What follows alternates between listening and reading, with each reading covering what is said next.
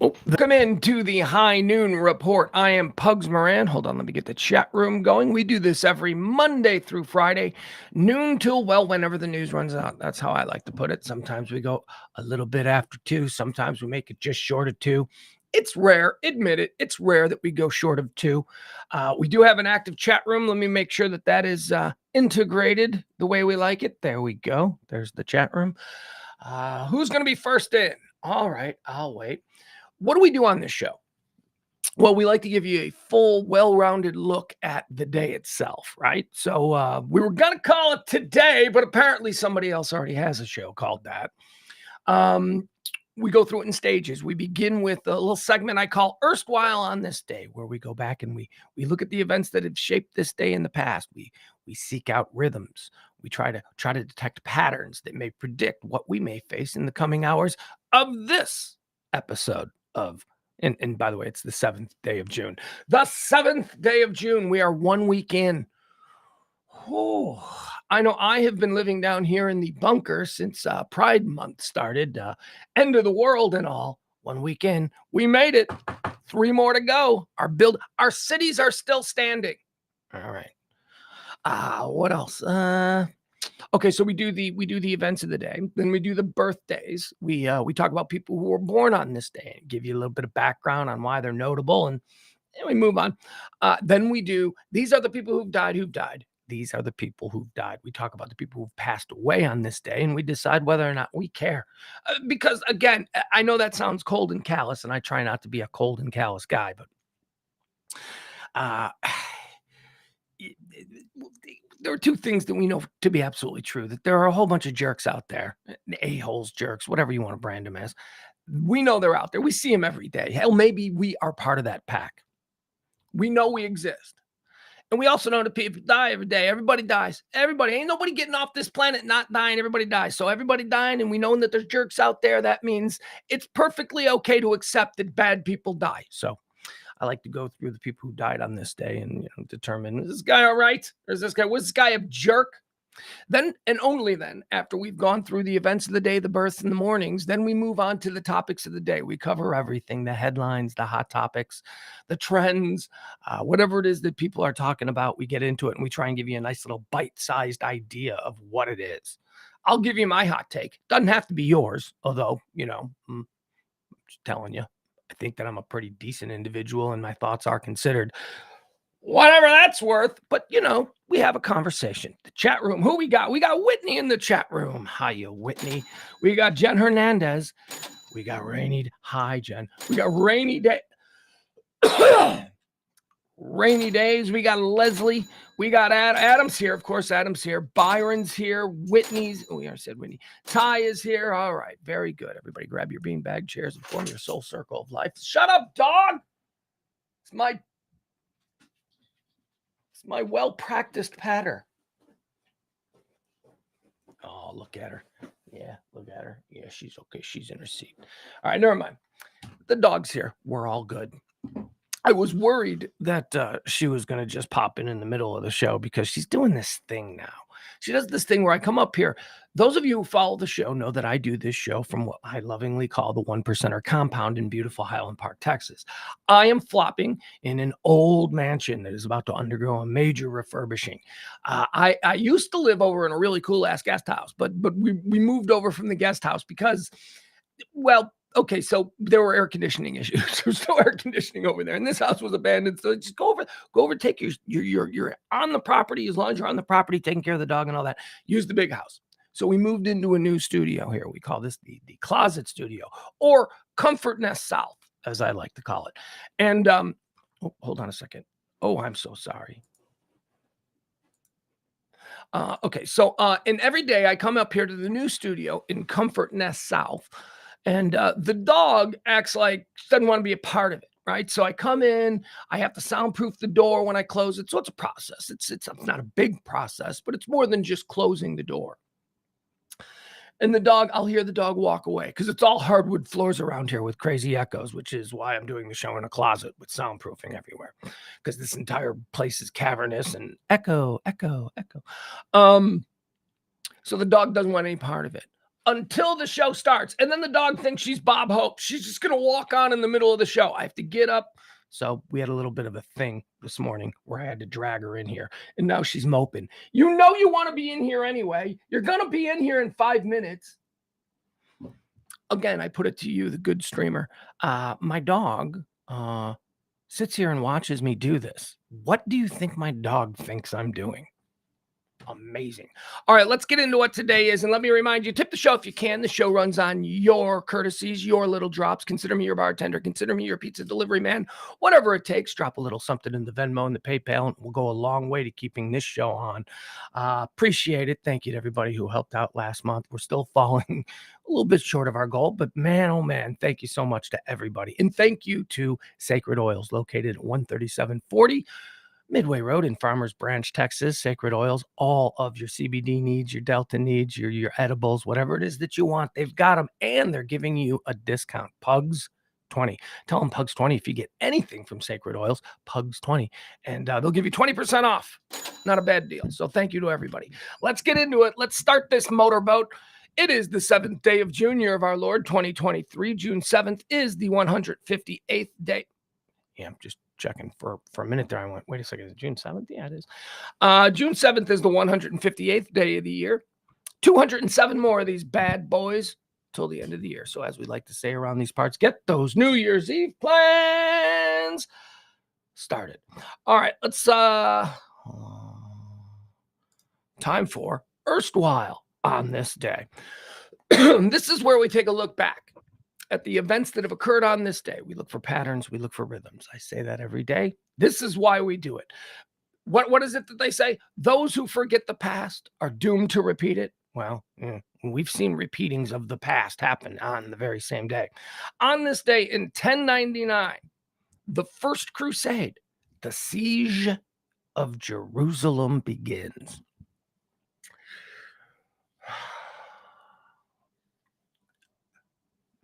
Nope, I'm going to do it. Got no hot takes on the Crusades. Trying to stifle a conversation that I really want to have. Man, last night I had a bit of a fitful night's sleep. I had a lot on my mind. I was really upset by something that I witnessed. Not that I witnessed. Yeah, that I witnessed a response to something that I'd said on last night's show, and it really disturbed me. And I just spent all night just dwelling on like these real existential facts or thoughts, I should say. Like I'm like, what is the American brand? What are we anymore? I mean, what are we? What exactly are we? I mean, I know what they want us to think we are, but what are we really? Really upsetting things. What happened to people's patriotism in this country? What happened to people's, I don't know. I tossed and turned. I almost got up at like 3:00 in the morning and just did a rant stream. And I'm glad I didn't. I'm glad I didn't, because I thought, I do have something I want to say about brand America, about what we are and what we can be and what we used to be and what we've become. And yeah, I do have something that I want to say about that. And it kept me up to all hours of the night last night. And again, thank you for indulging me. I mean, this is an incredibly narcissistic thing, but whatever. Everybody streams. Everybody lets their opinions out now. We're in the age of Twitter and all social media and all that stuff. So I'm glad I didn't just get up and rant about it last night, because I want to write it. It's like something that I think needs to be written. It's something that needs to be thoughtfully considered. So on that tip, I'm not going to talk about the Crusades, but you can believe that in my rant about brand America, the Crusades are going to be mentioned. On this day in 1776, Richard Henry Lee presents the Lee Resolution. You know what the Lee Resolution is? No, me neither. I could pose like it did, but it's a pretty awesome document, because the Lee Resolution, he presented it to the Continental Congress on this day in 1776. The motion is seconded by none other than John Adams, and it's essentially the document that led to the Declaration of Independence. It was the first step in, let's do this, boys. Are we going to do this? Are we going to make a country? Are we going to create something that in 240 years, some fat guy on YouTube is going to try and define our brand? Let's do that. was on this day in 1776. Do you guys know who Richard Henry Lee is? I don't. I'm sorry to say that I don't know who Richard Henry Lee is. I guess he's one of the founding fathers. I wonder if he's any relation to a famous American turncoat, Robert E. Lee. On this day in 1862, the United States and the United Kingdom agree in the Lyons-Suard Treaty to suppress the Africa to America slave trade. 1862. So the United States, 1862, they were like, okay, let's work with United Kingdom. Let's work with them to try and stop this. I don't know what this means. Didn't we still have slavery in 1862? I don't think they did in England, but we did here still, right? I mean, we were in agriculture. We were an agri-state. We grew things. They needed labor. They were probably going to be slow to do that anyway. Oh, wait, the Civil War. That's right. Never mind, moving forward. 1942 on this day. We talked about it yesterday. What an amazing, for my money, my proudest American moment of World War II is Midway, baby. Midway. At least, and I shouldn't say that because remember, I even had to hedge it yesterday. The Battle of Midway. Battle of Midway is fabulous. It's the battle of the Pacific Theater that I find most fascinating because it was so crucial and it was so important. We talked about it yesterday. Yesterday was like the blood and guts of the battle where we talked about how we sunk all of their carriers, sunk them all, wiped them out. They got the Yorktown. God bless the Yorktown. Remember the Yorktown. Never forget. But we do. We totally forget. It takes about 22 years, as far as I can tell. That's when we forget. About 22 years is when it's absolutely obvious that we do, in fact, forget. But yeah, the Yorktown. We lost the Yorktown. That's a great story, too. If you're unfamiliar with the story of the Yorktown at the Battle of Midway, that's pretty freaking compelling stuff. Anyway, it was on this day that the Battle of Midway officially came to an end. And cool stuff for us. Cool stuff for America. Go Team America. On this day in 1946, the United Kingdom's BBC returns to broadcasting. It's the first offering of television service, which had been off for 7 years because of World War II. Isn't that interesting? So World War II, they stopped the TV.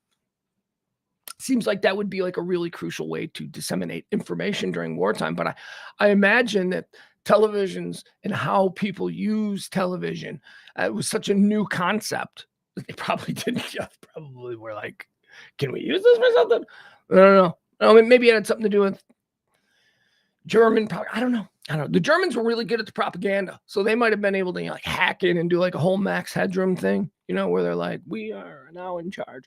Anyway, I don't know, but that's cool. That's a cool thing. They're like, after 7 years, they flipped the TV on. I bet the first thing was a commercial. Nah, of course not. The BBC. They see that as a service to the people because of public airwaves and whatnot. Although they have a monarchy. So it's not like I'm going, yeah, they got it all figured out over there. No, they got a monarchy. So that kind of wipes out all the other interesting and creative things that they do to serve their people. But they have a king and queen. Do they? Yeah, they got a king and queen, right? Yeah, they got a king and queen now. I know they got a king. I know we got Charles, but I guess Camilla is a queen. Is she like one of those a queen consort? I don't even know what that means. Whatever. Queen in waiting. A beta queen. I don't know what it is. Is she a full-fledged queen? Like if he dropped dead, would she be queen? I don't know. No, I think if he dropped dead, it goes to William.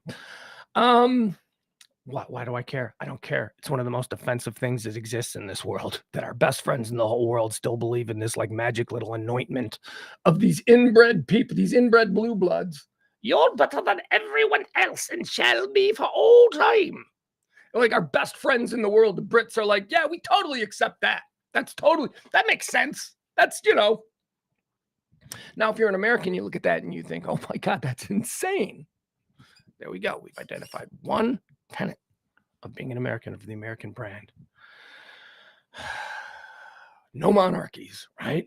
No supreme rulers. Okay, tenet number one. On this day in 1965, the Supreme Court of the United States hands down its decision in Griswold versus Connecticut. Now, do you know what this one is? Because no, this isn't about, taking the family across state lines during the summer months. Ha! I just did a Griswold joke. Thank you. No, this is, can husbands and wives use contraception? Connecticut tried to make it illegal. Connecticut tried to make it illegal to, wear a rubber if you're having sex. It prohibited states from criminalizing the use of contraception by married couples. And again, only married couples. Because if you weren't married and you were using contraception, you were absolutely going to jail. Absolutely going to jail. So married couples, so think about that. I know we like to hate on the Supreme Court, but by today's lens, what do you think? Do you think they made the right decision there in not throwing married couples who just simply wanted to have sex and not have another child in prison? Do you think the Supreme Court of the United States made the right decision there? You better. You better, because that's crazy not to think they did. So there you go. Well, that's the good old days when the Supreme Court made all the right decisions. Okay. There were no such thing as the good old days, folks. These are the good old days. Make them such. The 1975, Sony launches the Betamax, the first video cassette recorder. The Betamax. Betamax is the story of, the superior technology not always breaking through. There was the great story, the oversimplification of the battle between VHS and Betamax. The oversimplification is that porn was a game changer, and it very much was. When porn started using the VHS format exclusively, right? Like when you'd rent you'd see your gym coach coming out of the porn section. He'd have a VHS tape. And that was a game changer, because that was in the early days of VHS. There weren't a whole lot of movies that were readily available, but boy, the porn industry stepped up. Someone in the porn industry saw that opportunity. But the Betamax was better. It was smaller. It was more compact. It was more durable. And the quality, the video and audio, was much better. The audio quality of Betamax was so great that for decades, into the 90s, into the 2000s, we were still using them.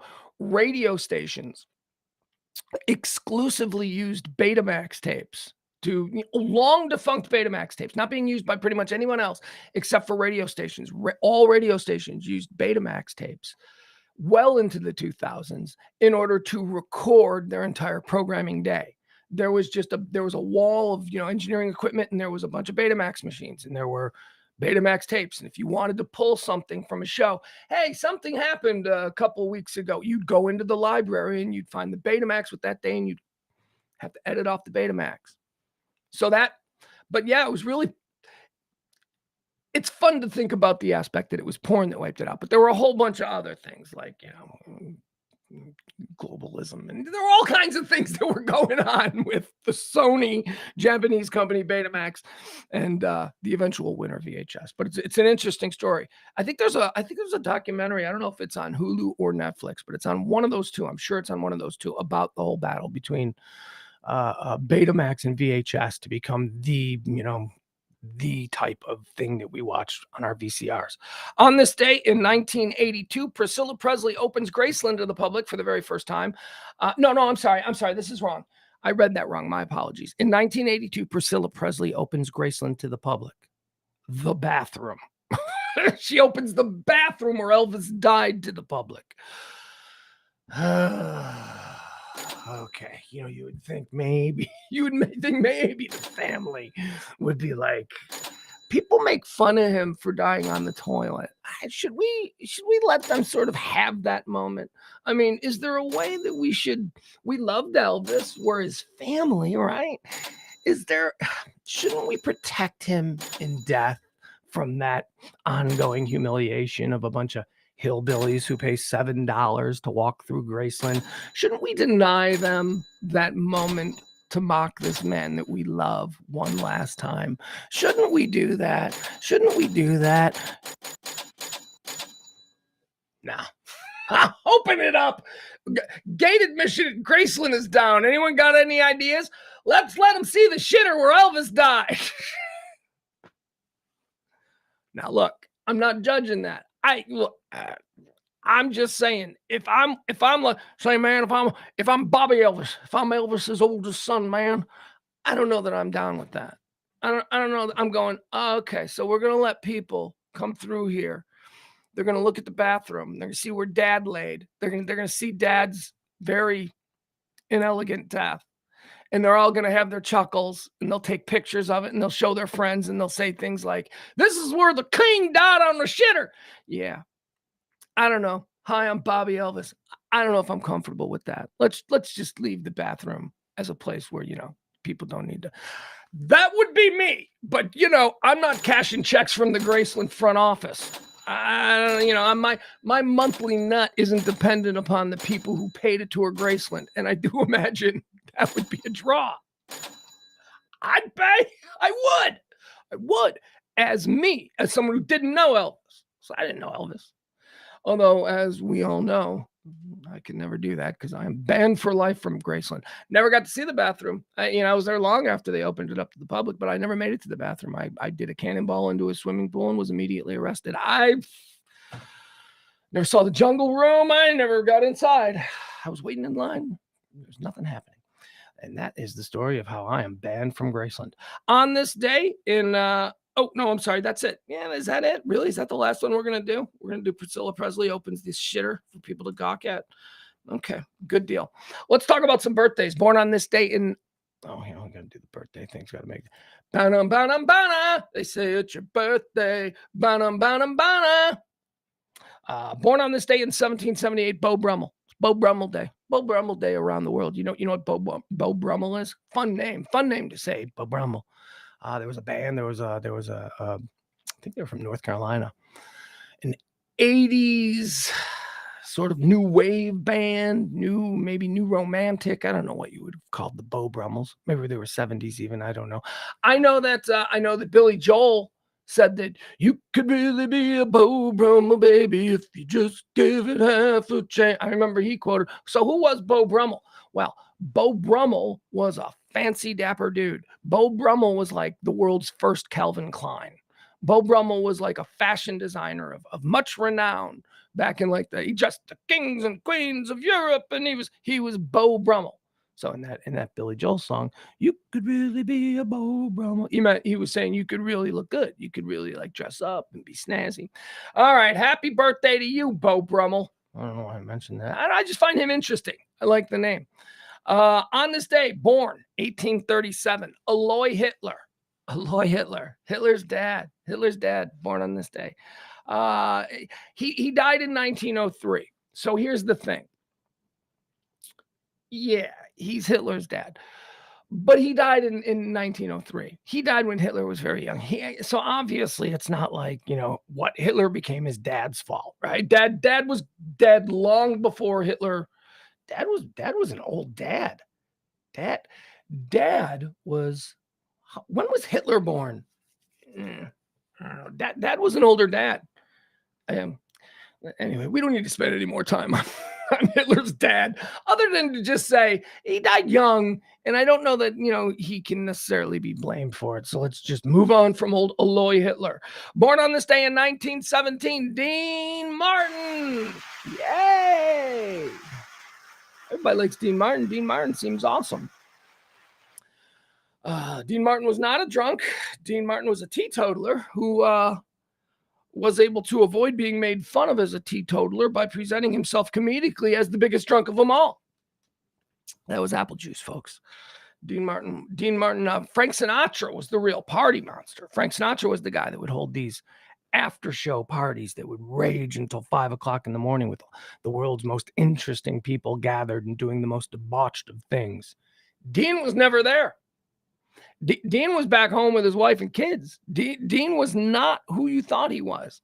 Dean was a pretty awesome guy. Dean was a pretty good human being, a real dude. There's a wonderful documentary that was made about Dean Martin a couple of years ago, and you can find it in a simple Google. It's called King of Cool. And it's all about Dean Martin and where he came from and just how he carried himself and how he treated people. He was a pretty badass guy. He was a dude. And it got me thinking on the birthday of Dean Martin. I'm thinking I should do a coolest guys ever draft. That's what I'm going to do.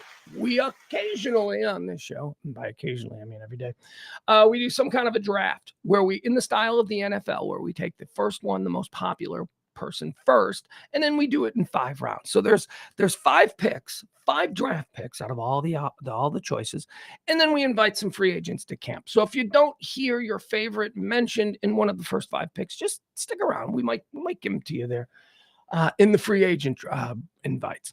So the cool guy draft, right? So Dean Martin, King of Cool is what the documentary was called. And I love the documentary, and I love Dean Martin.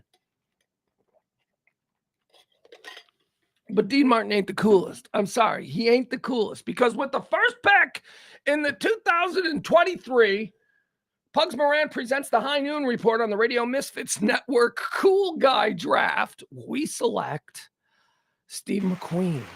Steve McQueen is the king of cool. Steve McQueen. Come on. I don't care what you say. With the second pick in the Cool Guy Draft, we select Paul Newman. Paul Newman. And not just because Cool Hand Luke, although that does provide some symmetry for his high draft status. No, Paul Newman was cool, man. Paul Newman was so cool and so awesome at everything. He, to this day, makes the best store-bought spaghetti sauce on the shelves. Even spaghetti sauce, the dude can make.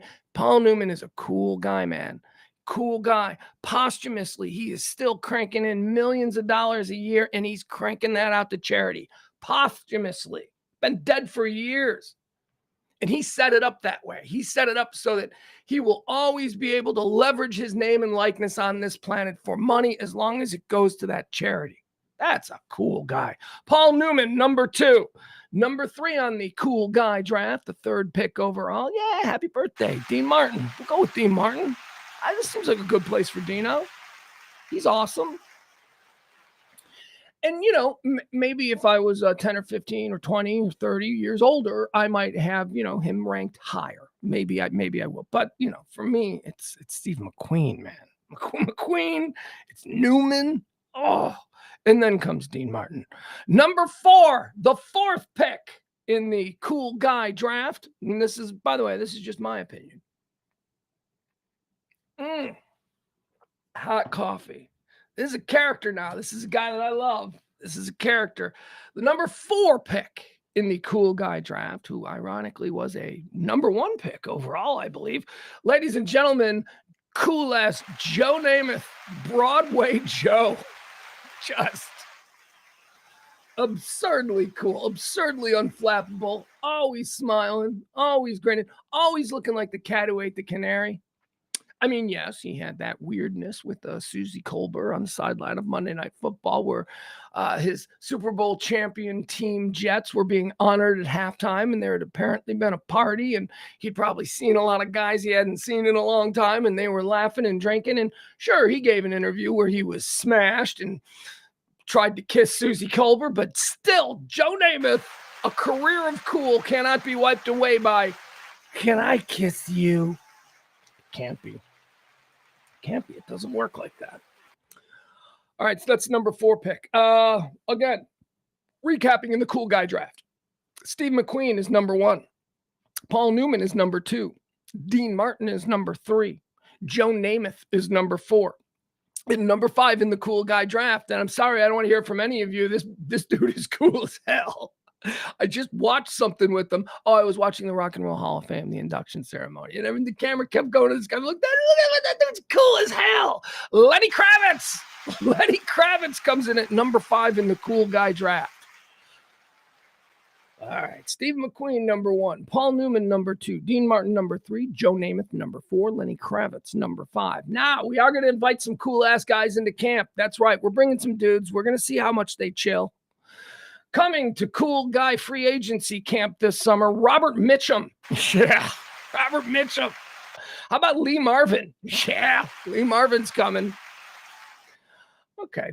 How about Dave Chappelle? Yeah, ooh, that one's controversial. Ooh, Dave seems like a cool guy.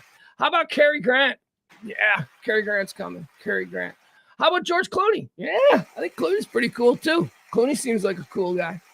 How about Paul Rudd? Okay, Paul Rudd, come on down, man. Who doesn't like Paul Rudd, the Jello of humans? There's always room for him. Harrison Ford. Oh, you're going to say no to Han Solo and Indiana Jones and Jack Ryan? I think not. How about Dave Grohl? Foo Fighter coolness. Everybody loves him.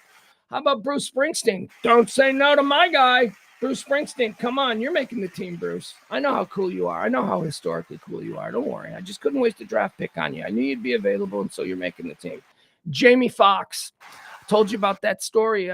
Jamie Foxx going through a lot right now medically. I told you about that story, that video that I saw of him being rejected from a big party in Hollywood, and all the media going, Jamie, what are you going to do? What are you going to? And Jamie's whole response was, hey, somebody didn't put my name on the list. It's not my man's fault. Like the doorman the doorman was scared shitless because the doorman's like, look, Jamie, man, you're not on the list. And Jamie Foxx was captured by a million cameras being so kind and so sweet to this doorman and going, hey, look, man, it's okay. He's don't worry about it. He's I don't want to be here anyway. I'm going to go home. And Jamie Foxx turns and leaves and everybody's laughing at him. And they're like, what are you going to get that guy fired, Jamie? And he's like, why would I do that? My man is just doing his job. And then he like gave a shout out to he's like, brother, thank you. And he's like, and all that. It was nice. It was nice. And it was probably the most revealing thing I've ever seen of Jamie Foxx because he is a crazy private guy, which we're seeing now as he battles this illness. But man, did I think, wow, does that say a lot about what a cool guy he is? Taking up for the working man. Understand that it's obviously some kind of mistake and that, boxes need to be checked and he could ultimately get in trouble. So Jamie's not going to be a dick about it. And then he also did humorously say, I really won't be here anyway. So it's like he was going to use it as an excuse to get out of having to go to some party. Jamie Foxx is coming to camp. God bless you, Jamie. And one of my more recent additions to this list, another guy who I just think is so just cool. Just, the heart is there. It's good. It's a good heart. Pat McAfee. There you go. That's Cool Guy Camp. And the Cool Guy Draft, the first annual Cool Guy Draft here on this Dean Martin's birthday. Let's see here. Born on this day in 1940, Tom Jones. What's new, pussycat? Whoa! So funny story about Tom Jones. Radio station I worked at, the Loop in Chicago. We used to do these big summer events. And there was a new radio station in town called Q101, and they were an alternative radio station. And the Loop had so much money. We were just flush with cash. We were just a very successful and very popular radio station. And we used to put on these amazing summer concerts. And they were looking around for somebody to get, and I don't remember who the band was, but there was some fairly big band that was going to be fairly costly that the Loop wanted to hire as the centerpiece for our big Grant Park summer party. And Q101, the new alternative rock station, got it because the record company was like, sorry, you guys don't even play music. I know you're big, but this is the new music station and they're going to play all our bands. And if we don't give them, so it was one of those deals. So we had all this money and nobody knew who to book for the summer concert. So Kevin Matthews, the host, one of the midday host, the guy who I worked for, Kevin Matthews at this meeting goes, we should just get Tom Jones as a joke. And everybody laughed. The Loop brought Tom Jones to Grant Park, a guy who probably hadn't played to a big crowd in an American city like that in years. He's probably a theater guy at this point. Tom Jones had been off the radar for a good 20 years. He was certainly not selling tickets. We put 100,000 people in Grant Park for Tom Jones. It was we built it up. Oh, we had this whole fun month-long thing where we were all complete Tom Jones nuts. We literally shaped the audience who had no opinion or maybe even a cheeseball opinion of Tom Jones. We shaped them literally over a month through just constant, man, remember the time he did this? He dated Angie Dickinson. Man, what a player he must have been. Constant chatter about how cool he was. We created this massive event. And I have to tell you, it was the most fun of all the Loop parties I went to. That Tom Jones concert was fun. I remember Danny Bonaducci, God bless him. I think his brain surgery went well from the other day. Everything that I'm hearing, 100% successful. He is in full recovery. Well, not full recovery, but he's recovering from the brain surgery. No complications. It's always picky. I remember Danny Bonaducci on stage singing with Tom Jones and me standing in the wings, looking out at just this sea of people in Grant Park and me being right next to a giant speaker on stage watching Danny Bonaducci sing with Tom Jones. And it was the most surreal moment of my life. dudes, like biker dudes throwing panties, because that was Tom Jones's thing. Women used to throw panties on stage at Tom Jones concerts. So, we encouraged everybody to bring panties to throw on stage. And then, like, it was just like all dudes who liked our station. So it was all dudes. Dudes were throwing panties up on stage. Dudes were throwing underwear. I shouldn't have said panties. Underwear. Like, there was just tidy whities going all through the air. And he's like, "What's new, pussycat? Whoa!" And he's dodging these giant pairs of underwear. It was great. Tom Jones. My point being, Tom Jones was a really good sport. He had an excellent time. Cool guy. Happy birthday, Tom Jones. Born on this day in 1940. Born on this day in 1947, Thurman Munson. Oh, the captain. Yankee captain. Only been a few of them Yankee cats. Thurman Munson, one of the greats. Thurman Munson was, I'm going to say in that era, I'm going to name four. I'm a catcher groupie, right? Yeah, I'm a catcher groupie. So in that era, it was Thurman Munson, Carlton Fisk, Johnny Bench, and probably Bob Boone. Those were probably the prime of the great catchers of the year. I'm trying to think if I'm missing Tony Pena. I'm sorry. I'm so sorry. Forgot about Tony Pena. But Thurman Munson with the New York Yankees was certainly a terrific teammate, terrific baseball player, 100% baseball man. Died tragically in a plane crash in the prime of his career. Flew home to Ohio. He had a plane. He was an amateur pilot, not an amateur pilot. He was a pilot. He had a plane. He had all that stuff. And it was, I guess it was on an off day between a road trip, and he crashed and he died. Thurman Munson died. A couple of Yankees have died that way. A number of Yankees, as I think of it. If I'd have a contract if I'm a Yankee. It's like, you guys can't go flying. Born on this day in 1947. The great Thurman Munson, dead on this day in 1979. Born on this day in 1952. How about some Liam Neeson? Liam's Neesums. I like Liam Neeson. Liam Neeson draft. Okay, real quick. All right. Michael Collins, number 1. Love Actually, number 2. Next of Kin, number 3. Dude, you guys know Next of Kin. Next of Kin is. So, I want to do like a film festival where I focus on certain films and we all get together and get really, baked or like drunk or whatever somewhere. And then we watch, and Next of Kin is one of them. I want to all get together and watch Next of Kin. About a year and a half ago, my son and I went through this Swayze thing where we were watching all the Swayze movies. Roadhouse. We watched Next of Kin was our favorite. Next of Kin deserves a second look. I don't know. I maintain Next of Kin is a better, crazier, sillier, more fun joyride than Roadhouse is. Roadhouse is great. Next of Kin is different. Next of Kin is so weird. First of all, Liam Neeson, a young Liam Neeson, plays Patrick Swayze's hillbilly brother from Kentucky. And he's, I don't know if Liam had the accents down yet. I don't know if Liam has the accents down now, right? But in Next of Kin, he's trying to do this Kentucky accent, but it's sometimes drifting into like which was an Irish accent at the time. It hadn't even been Londonized. Anyway, it's great. Next of Kin. Oh, that's going in there. Number 4 in the Liam Neeson draft, Excalibur. Excalibur.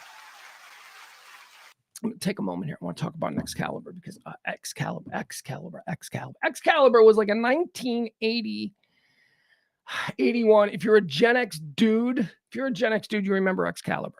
You do. But do you remember that Liam Neeson was one of the stars of it? Yeah, young Liam Neeson. Excalibur. Excalibur was the story of Arthur. Just obviously the sword, Excalibur. And if you were 12 or 13 years old at the time, it was awesome because there were sword fights, there were knights, there was blood, there was gore, there was all of this really sort of, magical talk with Merlin the wizard and all of this stuff that very much appeals to 12-year-olds, and endless boobs. That's right, boobs everywhere in Excalibur. If you were 12 years old, you were drawn by the overall story of King Arthur and how fascinating it was, and the bloodiness and the sword fights and the magic and all that stuff. You were drawn by that. But you stuck around and watched it a second and a third and a fourth and a fifth and a sixth and a seventh and an eighth and a ninth and a 10th time because of the boobs. That's what Excalibur meant to Gen X. boobs, and sword fighting, and it was awesome. So yeah, you better well believe that in any Liam Neeson draft, Excalibur is going to get its due place finally. And the 5th pick in the Liam Neeson draft, Gangs of New York, the priest. Gangs, he's so good. That movie's so good. All right, Liam Neeson draft, Michael Collins, about the Irish Revolution. And Michael Collins is like kind of the George Washington of Ireland, and he plays Michael Collins.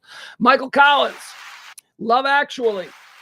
Next, I'm not going to explain to you my love for the film Love Actually. I'm not going to explain it.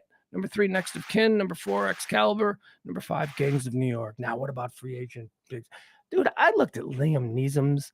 I looked at his filmography page and tried to go through it. And I was like, okay, who comes to camp? And honestly, just throw a dart, man. This guy has made so many movies. They're all watchable. I didn't even mention the Takens and the Star Warses, and he's just, there's a million stuff. It's Liam Neeson. Just throw a dart, you'll be fine. Born on this day in 1952. Happy birthday, Liam Neeson. Born on this day in 1958, Prince. Prince, American singer, songwriter, multi-instrumentalist, producer, and actor, died in 2016. 7 years ago already, Prince died. That's my Prince.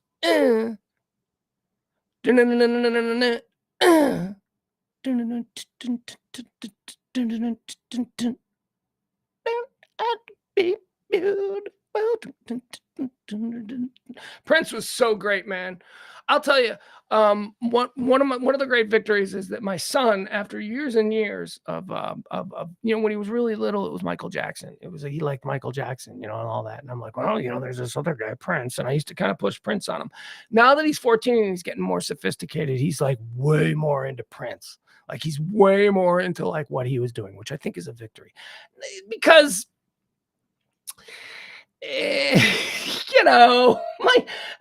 I'm always one to separate the art from the artist, but my little kid dancing around to Michael Jackson always felt a little bit uncomfortable, so I'm like, hey, Prince, he had like 100 different appropriate aged girlfriends. Let's listen to Prince instead of Michael. What do you say?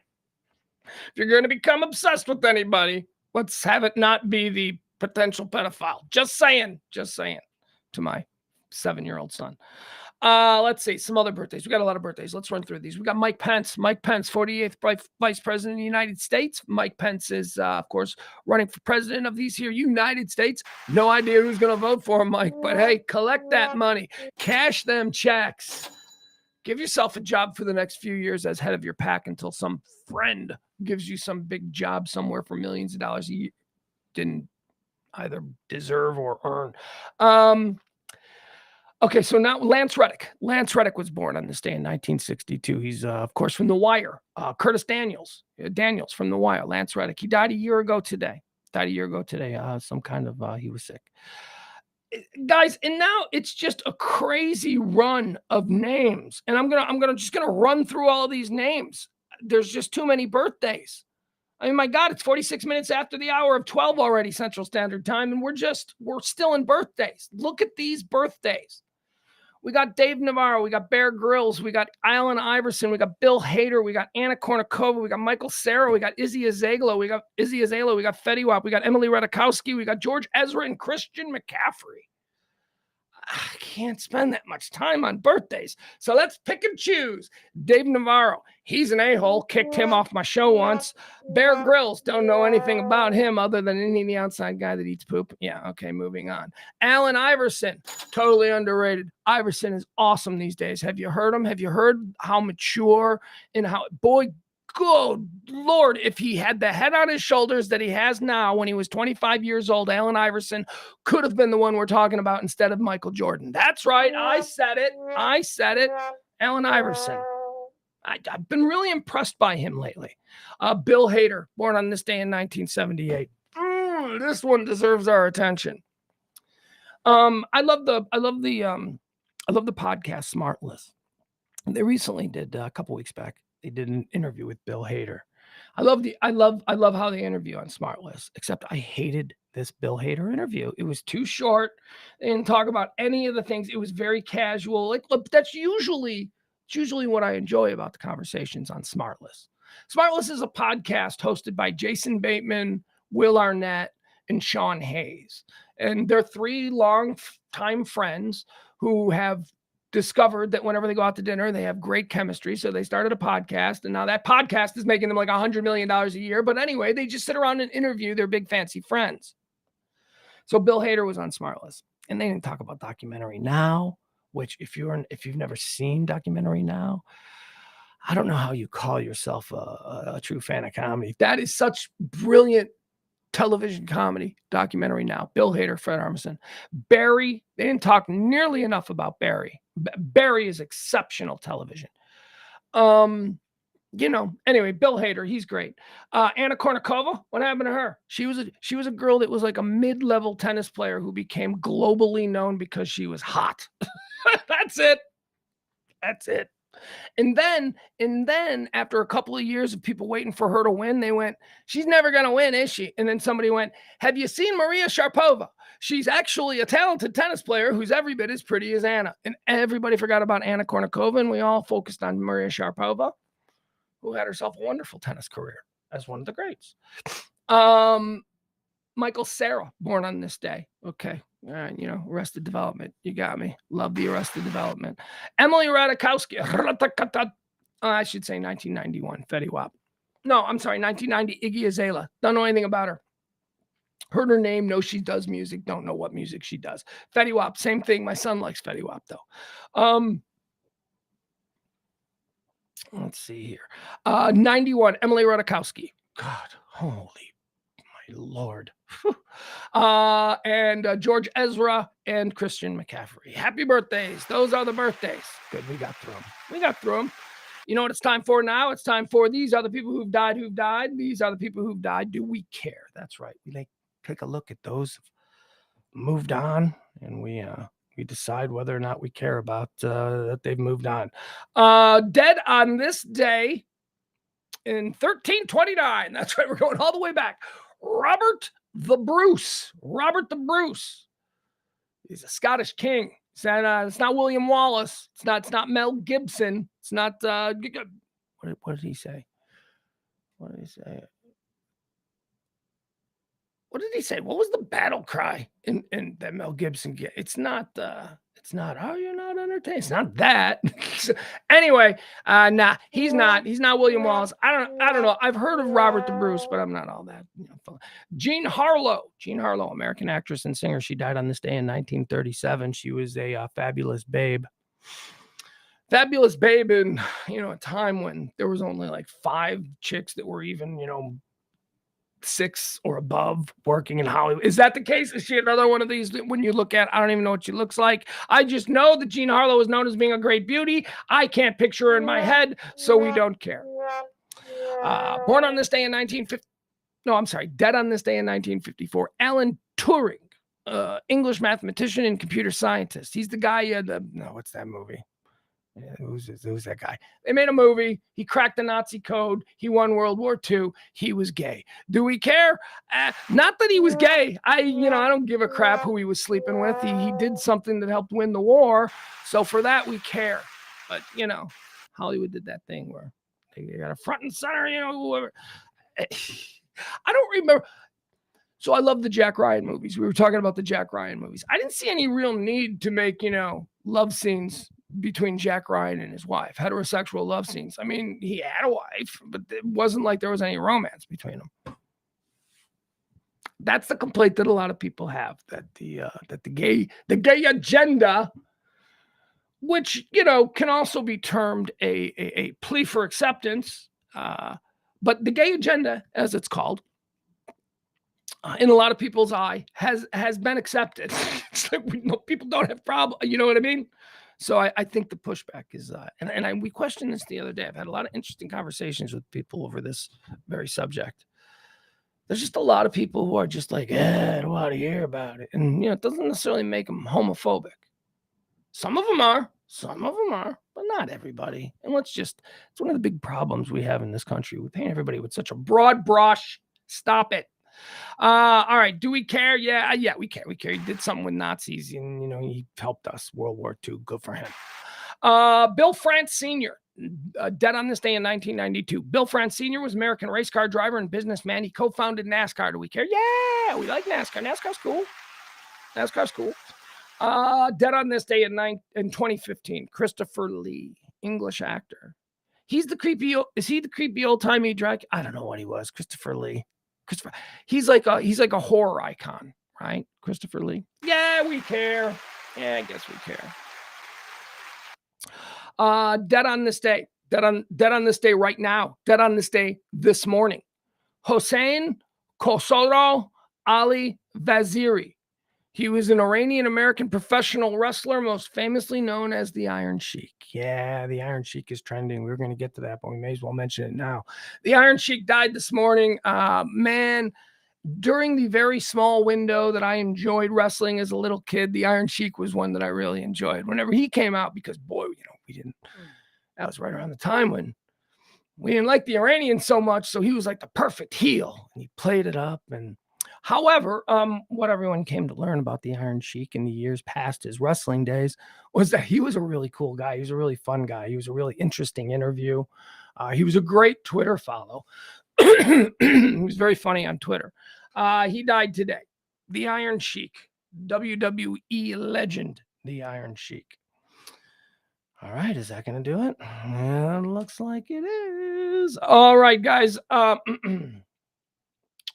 Once again, I want to mention that the High Noon Show is brought to you by Sacred Oils, 13740. That's 13740 Midway Road in Farmers Branch, Texas. Here's the deal.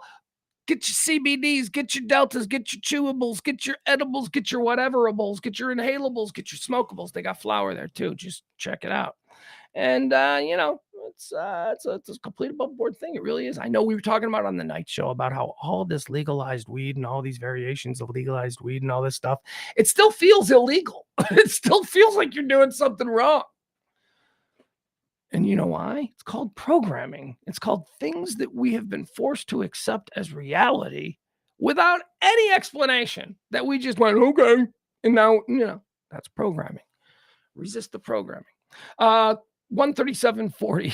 I'm sure Sacred Oils wants my take on, propaganda and programming.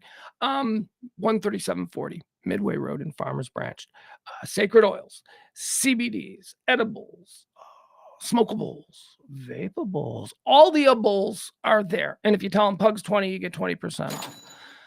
All right, there we go. Also, if I could ask, please tip the show if you can. Tip the show. The show runs on your kindnesses, your little things, your little amounts that you drop from time to time into the Venmo and the Cash App. We certainly do appreciate it. By the way, can we talk about some really cool technology? This was I'm of an age where I use my phone for a couple of things. And every so often I learn a new thing to do with my phone. Now I know that my phone can do so much more than I'm utilizing it for. And every now and again I come across something that I go, look at that. Didn't that make my life easier with that phone? I had one of those moments yesterday. So the Cash App that we use for tips, I used to always say, you need to focus on the Venmo, because the Cash App, I didn't have any way. I had to transfer the Cash App to a bank account, and then I had to pay the bills and stuff with the debit card from the bank. It was just a whole process. But I finally got a Cash App card where I can do those things directly, so it's easier. So, Cash App is fine. And I told the story about how the other day when the Cash App card finally arrived in the mail, my dog ate it. The minute it went right through the slot, the dog hates the mailman. The dog wants to bite the fingers off the mailman. So when the mailman puts the mail through the mail slot, the dog is all over it. And of course, the first bite went right through the middle of my new debit card. So I had to go to the store yesterday, and I thought, let me see if this thing works with like the dog tooth through it. And it did, and it worked. And I was so shocked that it worked. I'm like, wow, the dog bit a hole right through this card, right through the stripe, and it still works. That is crazy. So somehow in my confusion, my jubilation, whatever it is you want to call it, I was taking I had to get dog food. So I had stuff and I'm walking out. I got to my car and I started to drive, and I went somewhere else. I went to the CVS, and I went to pay, and I reached into my pocket and I realized I don't have that card. And now I was wearing weird shorts that are very high likelihood that I lose something because things always fall out of these pockets in these shorts. And I immediately knew that my brand new Cash App card had somehow fallen and I'd lost it somewhere. So I use that new technology. And I know it's not new technology. I'm an old man. But instead of doing it the old way, I was like, oh man, now I got to call them. I don't even know if there's a number. And then I realized, wait a second, I got an app. I can control my card on my app. So I just went to the app and it said it.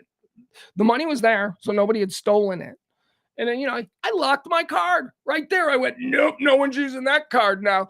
Do you know how incredible that was? I felt so modern. It was great. It's a reason to have an app for your bank, an app for your Cash App, or whatever it is that you're using. Well, you have to have an app for the Cash App. I know that was stupid of me to say. But look at me, old man discovering and I kind of knew. Well, I mean, I knew it was there. I knew that was an option, but I didn't consider it first. From now on, I'll know to consider that first. Just the minute you realize your card is missing, you don't have to call the bank and wait on hold and be transferred. No, there's just a little button on the app. Just shut down the card. Boom. And then when you find it, you go back to the app and you turn the card back on and the card goes. It was so awesome. And yeah, that's just a really quick and we're going to move past the fact that, yeah, I didn't lose the card. It actually just fallen underneath the seat. It fell between the seat and it was in my car the whole time, but we're not going to talk about that. All right. So anyway, long way of saying thank you for those people who have tipped the show and please continue to do so. All right, let's get into what we got here. What are the big trends? What are the things that are happening? The first thing I want to talk about here is old Chris Licht got himself licked real good now, didn't he? Chris Licht is the guy who took over for Zucker there at CNN. Zucker wasn't going anywhere, by the way. Zucker was pretty much large and in charge. He was pretty much indemnified with the higher ups at the company, and he was untouchable until he started having an affair with someone in the office, and then that became a whole thing that was untenable, so he had to go. They decided that this was a good opportunity to completely change what CNN had become under Jeff Zucker.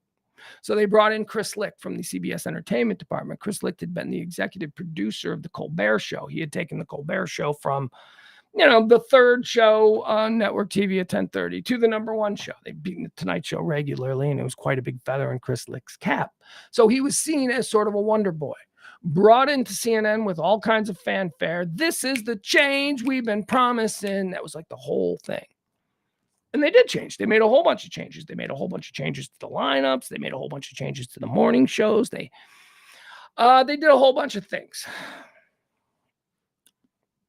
I didn't like most of them, but, most people didn't like most of them because, people don't like change. But, also they didn't seem to have the courage of their convictions to stay with the things that they thought were right. See, if you're going to implement a thing that's going to be different and it's going to upset your core audience, it's going to force them to adapt to change, you're going to have the courage of your convictions. And this is something that way too many programmers, be it in television, be it in radio, whatever, newspapers, way too many programmers and editors, they don't understand.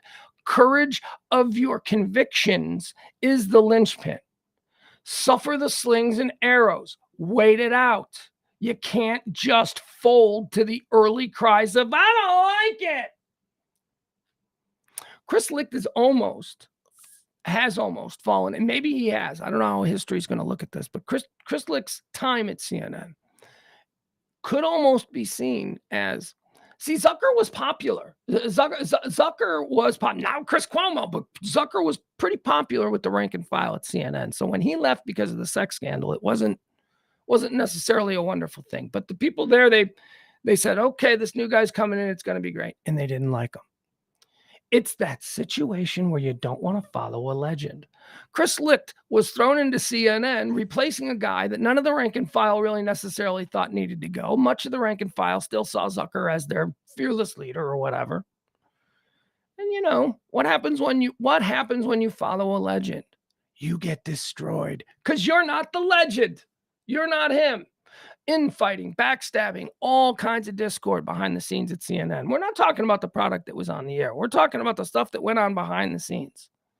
Whether it was, no. I was going to talk about the Brian Stelter situation, but I don't really want to. Oliver Darcy is an interesting case in all of this. Oliver Darcy, who is the media reporter for CNN, who was forced to do a whole bunch of the reporting on what was happening at CNN because Oliver Darcy is a journalist. And he got in a lot of trouble, man. He got in a lot. Oliver Darcy wrote a scathing critique of the Trump town hall.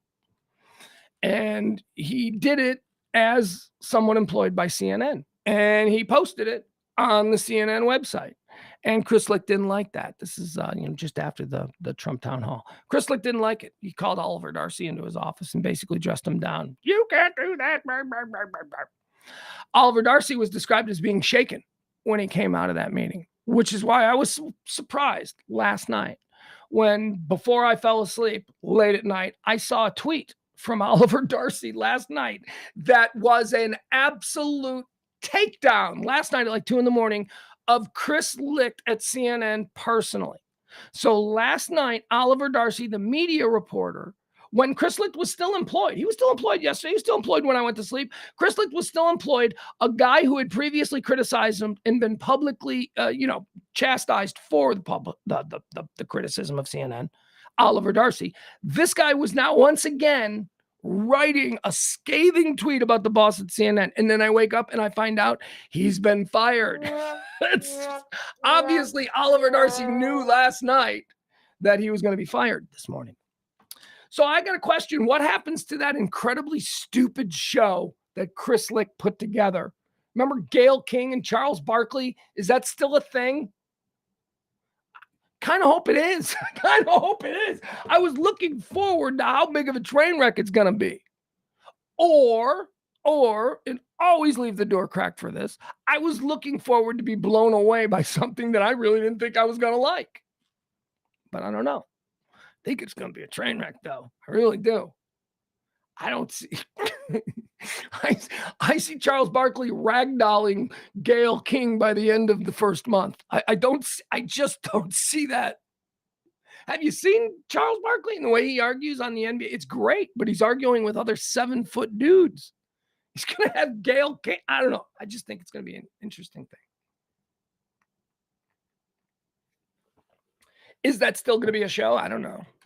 And who comes in now? Apparently in a message to all hands, on all hands message this morning at CNN, David Zaslav, the guy who's at the very top of CNN, or the parent company that runs CNN, he did an all hands message to everybody at CNN today explaining that Chris Licht had been let go. And the team that is now in charge of running CNN is like a group of people from the executive producers and all that kind of stuff. Anyway, so there is a big sheet that's open now at CNN, and who's going to get it? Who knows? It doesn't matter. But remember, if this is how it works.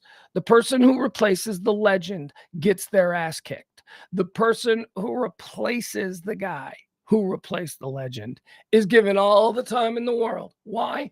Because they're not the legend, or they're not the guy that replaced the legend. They may not be it's like when the third guy comes, okay, legend, love you, can't believe you're leaving. He's gone. Next guy. Who's this new guy? I hate this new guy. I miss so-and-so. They need to bring so-and-so back. Why don't they bring so-and-so back? They better fire this new guy. Then it changes to fire. They better fire. We're not listening. We don't like the new guy. And the new guy gets fired. And then they're like, yay, we won. We got him to fire that guy. And then they bring in a new guy and everybody's like, okay, we'll give him a chance.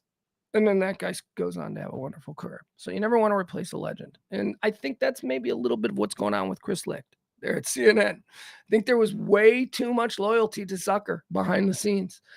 And Chris Licht came in, I'm going to kick some ass. He came in like that and people were like, oh, geez, here we go.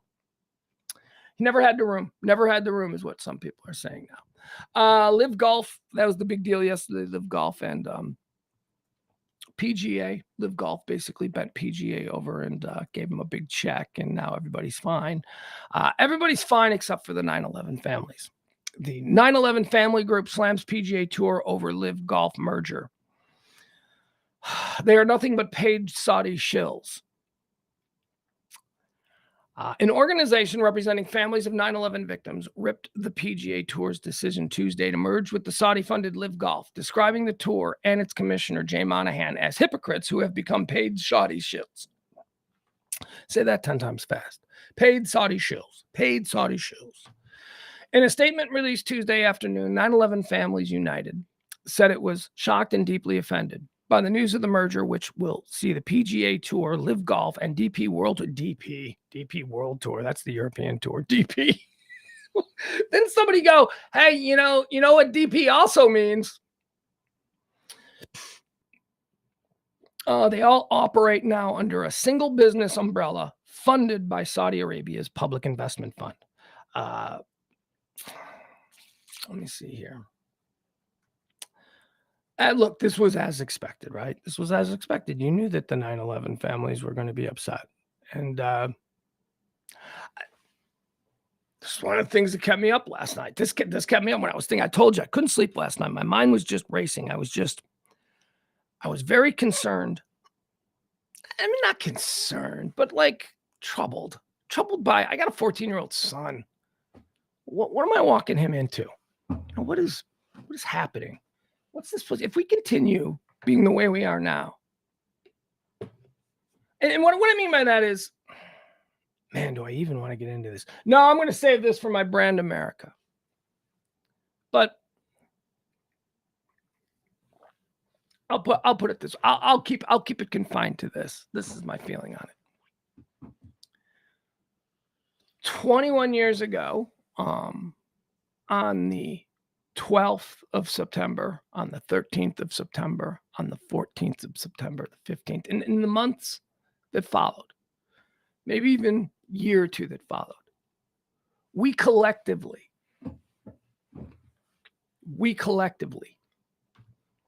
made certain promises to those of us who went through absolute hell on September 11th.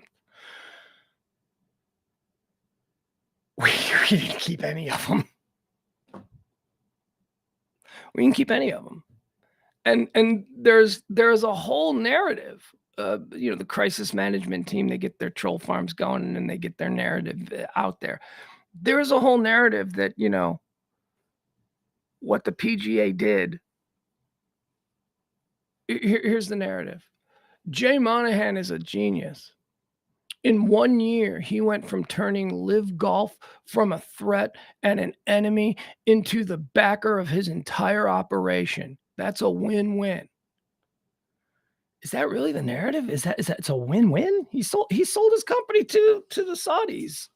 And it's interesting. The reason we're focusing on Monahan is because he's the guy for the last year who has been carrying the banner for these 9/11 families, saying that the very existence of Live Golf is an offense to what these people went through. These people went through stuff. We made promises to them. We know, and look, don't start with, we know where 15 of the 19 hijackers come from. We know where they were educated. We know where they were radicalized. And we know where the money that formed Al-Qaeda and funded Osama bin Laden and his further pursuits. We know without a doubt where that money come from. We know it.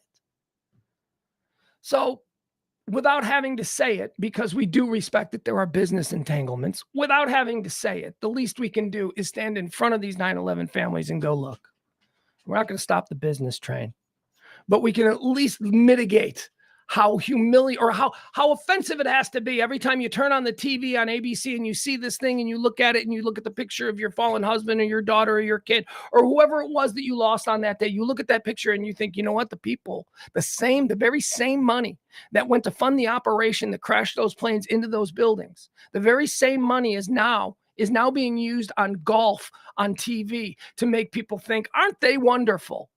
Because never forget,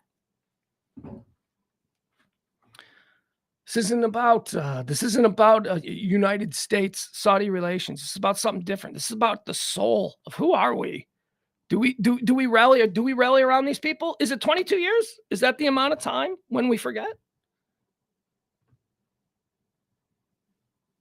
I mean, it seems to me, I don't know, maybe was it, how old were you when you went through that? Are these, I mean, what does someone who was only 10 years old when September 11th happened, what do they think of that day? Because I'll tell you, I know someone who was 30 years old who was changed forever. That's me. I mean, I look at the world that I was born into and I see it cut in half. The first half was everything before September 11th, and the second half was the world after September 11th. I don't know. I mean, we know who did it. We know where the money came from. We've known for years. We don't say it out loud because of business entanglements, but we know. 15 to the 19. So, look, I'm making, no, I don't watch golf. As I said last night, I'm not calling for a boycott of the PGA. I'm just simply talking about the facts as they lay in front of us and how troubling they are and how you can completely understand why people are like, what the? I don't watch golf, but you know what I do watch? I watch Formula One. I watch Formula One. Oh, I love it. Formula One is all Saudi. Formula One is all those. And yet I'm able to compartmentalize. And yet I'm able to watch it. And I'm able to enjoy it. Not everybody else is. I am. Now, if I had less faith in my own internal constitution, I might think that makes me a hypocrite, but it doesn't, because as I said, I know who I am, and I know that I'm not a hypocrite, and I know that certain things trouble me, but I also know that, I can enjoy Formula One by still, every time I see a sheik, every time I see the head of Formula One, when they show him up there in the booth, or up in the super suites, being all fancy. Every time they show that guy with his flowing robes and his, all that, I'm reminded immediately. I'm like, oh yeah, those are the guys that came after us on 9/11. Those are the guys that absolutely hate us. They hate us. They do. The Saudis don't like us. The Saudis like that we, pigs at the trough, and we take all of their oil and they cash all of our checks, and they have experienced an incredible 50, 60 years since this arrangement. They don't like us. They don't like what we do with Israel. They hate us for that. And they don't hate us at the business tables, but they hate us at the dinner tables. And if you don't know that and you don't accept that and you just think it's all just fine, those are good people, those are a good country, that is a pro-America country, you're nuts. You're signing your own death warrant. You don't understand. Those people, the country of Saudi Arabia, the royal family, hates us. They hate us. And now, last night I said something that I guess was controversial, although not. I'll say it again. The country of Saudi Arabia is trash. Country of Saudi Arabia is trash. That is not controversial. Now, if the country of Saudi Arabia, if they want to rise up and they want to overthrow their monarchy and they want to install some form of democracy and some sort of Western ideology, then they will no longer be a trash nation. But I believe the term popularized was shithole. So yeah. It's a shithole country, just like the other ones. Just a month ago, they beheaded 100 people without trials in the middle of a square. 100 people. I mean, just pull up Saudi Arabia human rights. They're not good people, but we need the oil. We need the oil. We understand this. We need the oil. Drill, baby, drill. I was against the war in Afghanistan because I felt that was a 3-card monte game. That was Afghanistan.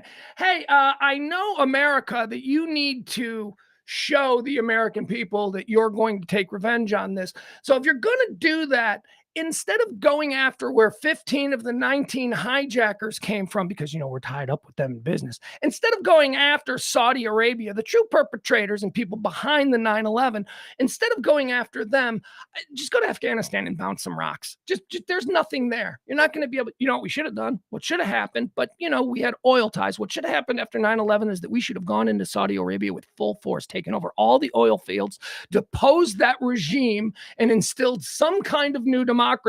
And we would have done it in less than 20 years of bouncing rocks in Afghanistan. And what would we have now? We'd have some semblance of normalcy in the oil market. We'd have some semblance. Would we have other big problems there? No, we really wouldn't. You know what else we did? We went into Iraq. Why? Because who told us to go into Iraq? Who didn't want Iraq? Who gave us all kinds of bogus information that we could give to the world that we also knew was bogus information? Saudi Arabia. Why? Because Saddam Hussein hated Saudi Arabia. Saudi Arabia was afraid of Saddam Hussein. Saddam Hussein had already gone after the people in Kuwait, and Saudis were like, man, he's a madman.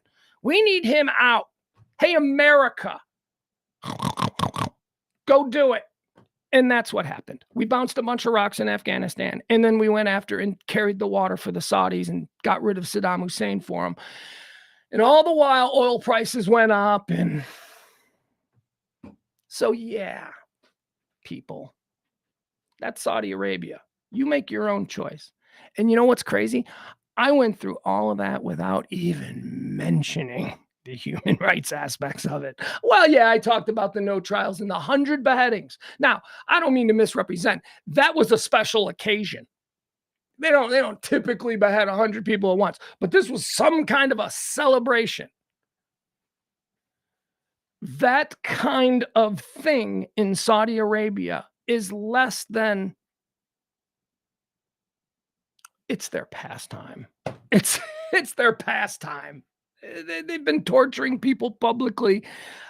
That's who the country of Saudi Arabia is.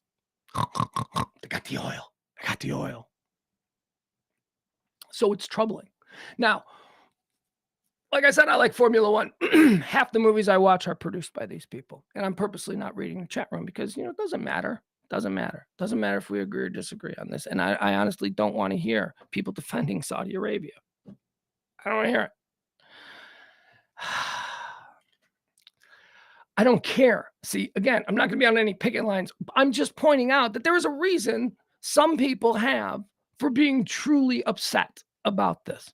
I don't care. I don't watch golf, and I like Formula One, and I'm able to separate that. Is that a really complicated thing? Yes, but there's also real deep nuance in there. Buy me a beer, we'll talk about it. Keep a good thought for the 9/11 families. Keep a good thought for the first responders. My God, Jon Stewart, the much maligned liberal shit pig, Jon Stewart, right? All he has done for the last 15 years is work endlessly for first responders who have been endlessly shit on by us.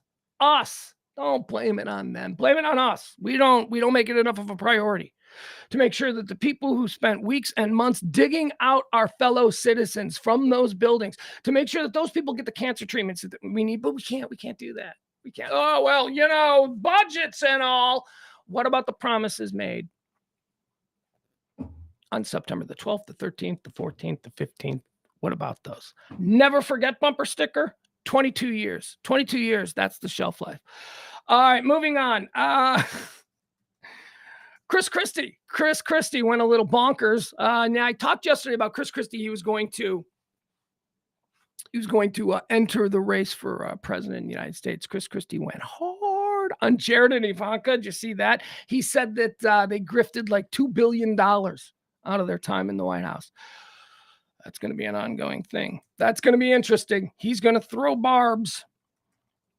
What else do we have here? Okay. All right. So here, let's be, I joked at the start of the show that it's the 7th day of Pride Month, and we're all okay, right? Nobody's, you don't have a bunch of trannies knocking down your doors in the middle of the night, None of that happened. 7 days in, we got about 3 more weeks left. Comes this story. Oh, God. Human Rights Campaign declares a national state of emergency for LGBTQ people. This is known as ginning up. It is not a state of emergency for LGBTQ people. And if it is, how are you defining state of emergency? Because state of emergency means don't go out of your house, arm yourself, make sure you have provisions. That's a state of emergency. Being a bit dramatic, are we? Yeah. It seems like there is heightened hostility among small-minded people towards alternative lifestyle choices these days. But a state of emergency, why are you unnecessarily trying to gin people up with this BS? Ugh. For the first time in its 4-decade history, America's largest lesbian, gay, bisexual, transgender, and queer civil rights organization has declared a national state of emergency for members of the LGBTQ community. The Human Rights Campaign, that's the organization. LGBTQ plus Americans are living in a state of emergency. I have many gay friends. I was on a boat with one of my gay friends just last weekend. He is not living in a state of emergency. He's not. He's living in the state of Texas, and he loves it. I mean, come on. See, this kind of rhetoric, this kind of thing, this kind of propaganda being put out there, why? To make people even more agitated. Settle down. Everybody just settle down.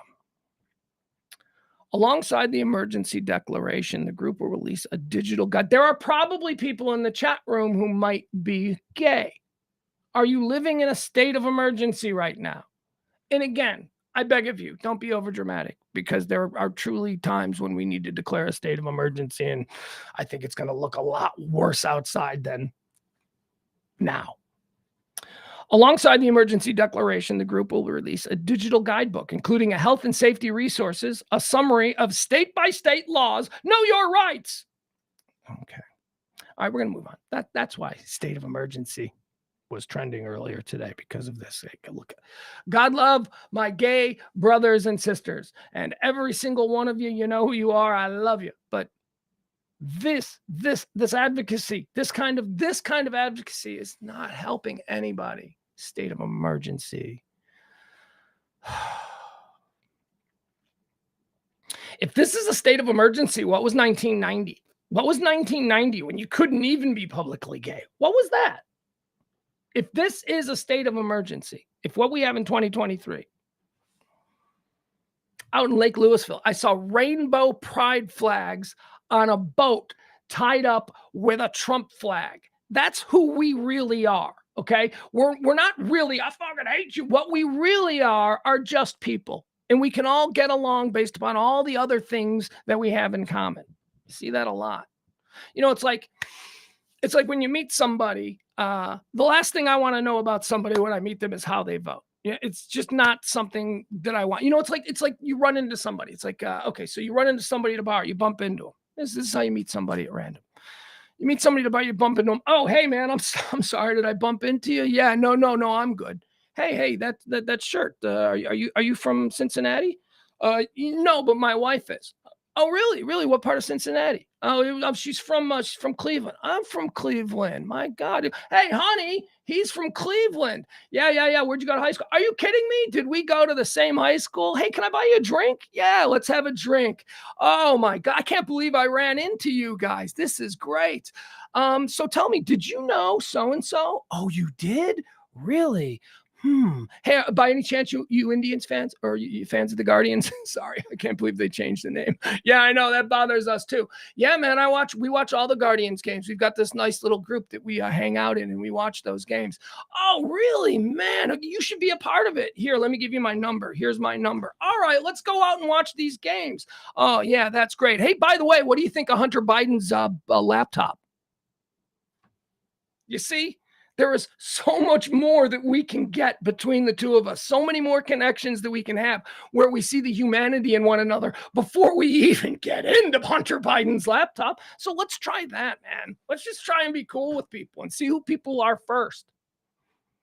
That's what I thought about when I saw that boat in Lake Louisville with the rainbow pride flag that was tied up to the same group of boats that was flying the Trump flag. I saw these people are partying together. These people have stuff in common. These people don't have to be at constant war with one another based on one issue. I guess it all depends on the moral heft that you put on that one issue, right? Let's see. What else do we have? Okay, here we go. Here's the issue again. I'm sorry. There are going to be less. Target is being pressured by more than 200 LGBTQ advocacy groups. Target's in trouble. You know, Target, they did their whole rainbow pride not for political reasons, because they want gay dollars. That's what they want. They want gay dollars. Everybody wants gay dollars. See, here's the catch-22. All American business wants gay dollars because it's historically been thought that there is more gay dollars. That the gay community tends to be better educated with better jobs, and because of they have less family. They, sure, some adopt now and all that stuff, but that's still rare. So there's expendable income. So that's why Disney, that's why Disney had gay days way back in the 70s. Why? Because United Airlines wanted to fly gay couples. That's exactly it. Who bought airline tickets? Well, they noticed that a lot of gay men travel a lot. Of course they do, because they're not tied down. So they went after that market, and then all of a sudden people started going, oh my God, you know what? The gay market is a real market. So that's what Target's about. Target's not taking a stand. I mean, any real American should actually be like, hey, Target's engaging in good old-fashioned American capitalism. They're just trying to make money. They don't care where that money comes from. So they do this pride thing. And apparently there are a whole bunch of snowflakes out there who can't walk by a pride banner without, shitting their pants. Okay, tough guy, goodbye. So, there was all kinds of pushback, and that's fine. And it was pushback for performative purposes. Make no mistake. These people who went viral with these protests at the Target store, it wasn't because of some greater issue or some great moral foundation they have. It was entirely because they wanted the clicks, and they want to become somebody with clout on social media. So they did it, and enough people started sharing, and all of a sudden it's a thing. You get the Matt Walshes involved. You get these people, these agitators. You get these people involved. And so Target has to make a move. And Target's like, okay, we're going to move these things to the back of the store. So they move them to the back of the store. Well, that ain't good enough, because now the people who wanted to move, they want them gone. They don't want to move. They want Target to basically go, we don't welcome gays. That's really what they want to hear. That's the bring them to heel that these protesters against Target want. They want Target to just say gays aren't welcome. And that ain't going to happen. That's not going to happen because, again, did I tell you about the gay dollars? So that ain't going to happen. So Target's in a weird spot. Target's like, okay, how do we get mom and pop evangelical back in our store? Because I'm telling you, those are the only people who aren't going to Target. Targets are very important in communities. People run to Target for all kinds of things, and this boycott is not going to hold up. Somebody's going to need to go buy a bath towel, and it's going to be Target, and it's just going to be that. So Target will weather the storm. However, now they've got the LGBTQ groups angry at them because the LGBTQ groups think that Target somehow kowtowed to the crazy right. So now Target's like, oh man, over 200 LGBT groups are saying that they are going to boycott all of our stores globally if we don't move the pride stuff back to the front of the store. I'm telling you, nobody wants this month to be over more than Target. Target wants out of the month of June. They just want to go back to selling reasonably priced sunscreen. That's where Target wants to be. Get us to July. Well, can we roll out the 4th of July stuff early? Because this is just too much for us. So that's what's happening with Target. Target is now facing boycotts by everybody. And it's funny because it's not going to affect Target at all. We're all going to keep going to Target. We're all going to go to Target. You have your choice, right? Target or Walmart. Target for fancy people, Walmart for the more, salt of the earth types. I like Target. I love Target. I love everything about Target. I also like Walmart, though. I like Walmart for food shopping. But if I'm buying stuff, like gadgets or something, it's Target. I'll go to Target for that. We ain't going to crush Target's business model, man. They're pretty well steeped in the modern American culture. Target, please, just it's only one group of people who are going to boycott Target. It's always the same group of people. It's always the same group of people who are boycotting Bud Light and boycotting Target. And Bud Light is, they've taken a hit. They've taken a hit over the last couple of months, but they're still the number one selling beer in the world. So what? Come on. Poor Target. Make a decision, boys. You better courage your convictions, Target. Talked about that earlier. Having courage of your convictions is hard. Might question everything about you. Ugh. It's pretty hard. All right, let's move on. AM radio. We've been talking about AM radio. We mentioned that a couple weeks ago that most of the major car manufacturers are no longer including AM radio in their new vehicles. And people would think I'd be an advocate for AM radio, but I'm like, this is stupid. This is a stupid concern. AM radio, just because there isn't an AM radio dial on your car, just because there's not an AM radio dial in your new 2024 Tesla or Chevy or whatever it is, that doesn't mean you can't get AM radio, because all of these cars have the apps. So It's just the means of distribution. You are simply not going to be able to get AM radio through terrestrial means of distribution, which is the radio station sends the signal out of tower and your car catches that signal and then brings it down. And that's not going to be the thing anymore. It's now digital distribution. Everything is digital distribution. And that was my argument. AM radio is not going away.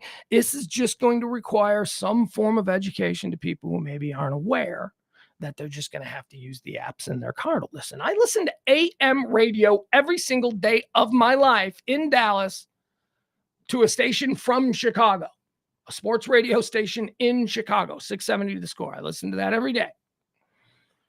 Crystal clear. And here's the beautiful part about listening to AM radio digitally. It's in stereo. It's not the AM. It's not amplitude modulation anymore. It's real high def sound. It's good sound quality. So AM radio is actually, your AM radio experience is actually going to be increased with it's going to be better. It's going to be a better overall experience when you start listening to AM radio on the app. You're going to hear music. And by the way, the hosts know this. The hosts know that most people are now listening to AM radio through an app. So they're playing more music. They're doing more things that are sound-based. AM radio people were always operating in the creative regard with one hand tied behind their back because they knew that there wasn't good sound quality for anything real intricate they wanted to create and produce. We're starting to see that now with AM sports radio shows because they know that their audience is listening digitally and it's not coming through as AM. Let's see here. What else do we have? Oh yeah. So anyway, that's right. The part of this story is that was my original take on AM radio, right? Disappearing from cars. Stop it. Don't worry about it. You're just being ginned up. People are trying to take advantage of you and get you upset about something you don't have to be upset about. That was my original take. But now actually I have a bit of change in that take because something that I didn't realize. So the problem with AM radio, as far as these new electric cars, is that there is a clash of whatever signals. There's a clash. The specific signal that the wavelength that the AM radio operates on and uses to exist is also not. It's not compatible with something that's already happening with most electric engines. So there's going to be the problem with AM radio listening in an electric car. It is said that it's very staticky and garbled, and you really can't hear the words because of this conflict between something in the electric engine and the wavelength that's producing and the wavelength that so there you go. That's technically why they're saying we're just going to remove it as an option off the dashboard. That's what they're saying. But then there's this dude who owns a bunch of radio stations, a bunch of AM radio stations in Ohio, who testified in front of Congress, and he made a really good point. And his point was, look, you guys, AM radio needs to be somehow kept available, and it needs to be kept available in its terrestrial form. Now, I'm arguing that AM radio is being kept available. It's just being kept available in a new form, digitally. He's saying no. See, that's the problem. It can't be digital. It's got to be terrestrial. And he talks about the emergency notification system of the United States, and he's absolutely right. If there is some kind of mass disaster, if there is some way that people need to be communicated with, it is not going to be through digital means. It is not going to be through anything that requires satellites to relay and all that kind of stuff, because all of that stuff's going to go dark. We are going to need, in an emergency, to be able to communicate with the people of America through their cars. And why through their cars? Because when the power goes out, a lot of the appliances and stuff that people would typically use for information are not going to be usable, right? But their car radio is. So in a mass emergency, people can go down into their driveways and they can listen to their car radio, because that's running off their car battery. And they're going to need to be able to receive a signal. Now, they probably won't be able to receive any kind of an internet signal, because if in some kind of terrible situation, all the internet is wiped out, how are we going to get information to people? AM radio is the most effective means to distribute information in an emergency. So I don't know now. I don't know what to do about terrestrial distribution of AM signals. I think that is a really good point. That is a really good point. And I was so married to my other point. I was like, no, I thought this through. See, this is something you got to be open-minded. This is why I was like, no, there's no way you just listen to it on the app. And then somebody said something I hadn't considered. Somebody who thought about it from a different way. And I went, Yeah, it makes sense. Okay. All right. All right. All right. All right, sir. Thank you for that. I will now take that information and I will consider it and work it. I don't have a final opinion now. I don't know. I don't know about this issue. Let's talk about let's talk about Mel Gibson. Oh, Mel Gibson was trending yesterday. This is interesting. I was very excited because Mel Gibson was trending on Twitter yesterday. Because he is making a four-part documentary that is going to take down the Hollywood pedophile ring. It's gonna expose the Epstein stuff, the Hunter Biden's all of this stuff. Mel Gibson is going all in. He is self-funding and he is doing this. That was trending last night. That's why it was trending. None of that is true. That was all made up by somebody seeking clout on Twitter, who made up a story and then attached a 25, 30-year-old clip of Mel Gibson talking about something and presented it as Mel Gibson talking about something recently. And that's the first thing I thought when I watched, because I was excited. I'm like, oh yeah. I'm like, yeah, Mel, you make that movie. I want to see that movie. Crazy old Mel Gibson. I love Mel Gibson. I know he's crazy, but again, art from the artist. Mel Gibson makes me laugh. I like Mel Gibson. He's a fantastic director. He is an amazing director. He is an amazing director, man. You can't take that. You can't take that away from him. You can't. No matter what you think of him and his crazy dad who didn't believe in the Holocaust. And, Mel Gibson was raised pretty weirdly. So, what do you expect? But the guy does have skills. Guy's got skills as a director. And I would love to see his Mel Gibson take that. But it's unfortunately, as I said, it's not a real thing. It's not a real thing. But one guy on Twitter, or I think it started on Instagram. Hold on. Let me find out exactly. I saw that trending last night. I saw it trending on Instagram or on Twitter. Mel Gibson. He was number one across almost all the trends last night late. So I clicked on it and I started following the story and I'm like, yeah, he's going to get to the bottom of the whole Epstein thing. This is going to be great. He's going to uncover if there is really, because look, I completely believe that there are Hollywood weirdos up there doing stuff with kids. They've probably always been doing stuff with kids. Now, do I cross that Rubicon into thinking that that's the norm? Hell no. Hell no. But let's get the ones. Let's get them. Let's throw in that out there and let's get all the people, all these weird ass directors and producers who think they're above the law, or because there are pedophiles everywhere, man. And I imagine an untouchable Hollywood producer or an untouchable Hollywood star or whatever probably thinks that they can get away with anything. And maybe there is a culture of protection. I don't know. But Mel, let's get to the bottom of it. But alas, as we said, that's not a thing. It's not a thing. Is Mel Gibson making a documentary about Jeffrey Epstein and a wide-ranging Hollywood pedophile ring? Okay. Rumors are flying on Twitter with claims that Mel Gibson is currently working on a 4-part documentary that'll cover the $34 billion child trafficking market, Jeffrey Epstein, and the Ukraine crisis. Already, people are preparing themselves for the whole thing to be blown wide open by the controversial actor-director. But is it really happening? Well, nobody seems to be able to confirm whether Gibson is working on such a project or not. The source of these claims can be tracked to a single Instagram account and linked to a 30-plus-year-old video. All right. So anyway, that's the story. So there is no. But that dude got like 72,000 retweets in a minute. So whatever. So hey, that's what people are doing. Again, personal responsibility. We are personally responsible for what we do with information that crosses our plate. We don't have to believe it. We can look at it and then we can go, all right, I'm going to look into that a little bit further. That's what happened to me with this Mel Gibson story. I went to Google. I'm like, okay, I need to see if there's any other news stories on it. And I Googled Mel Gibson and it was all about some new movie that he just signed to do with Lionsgate.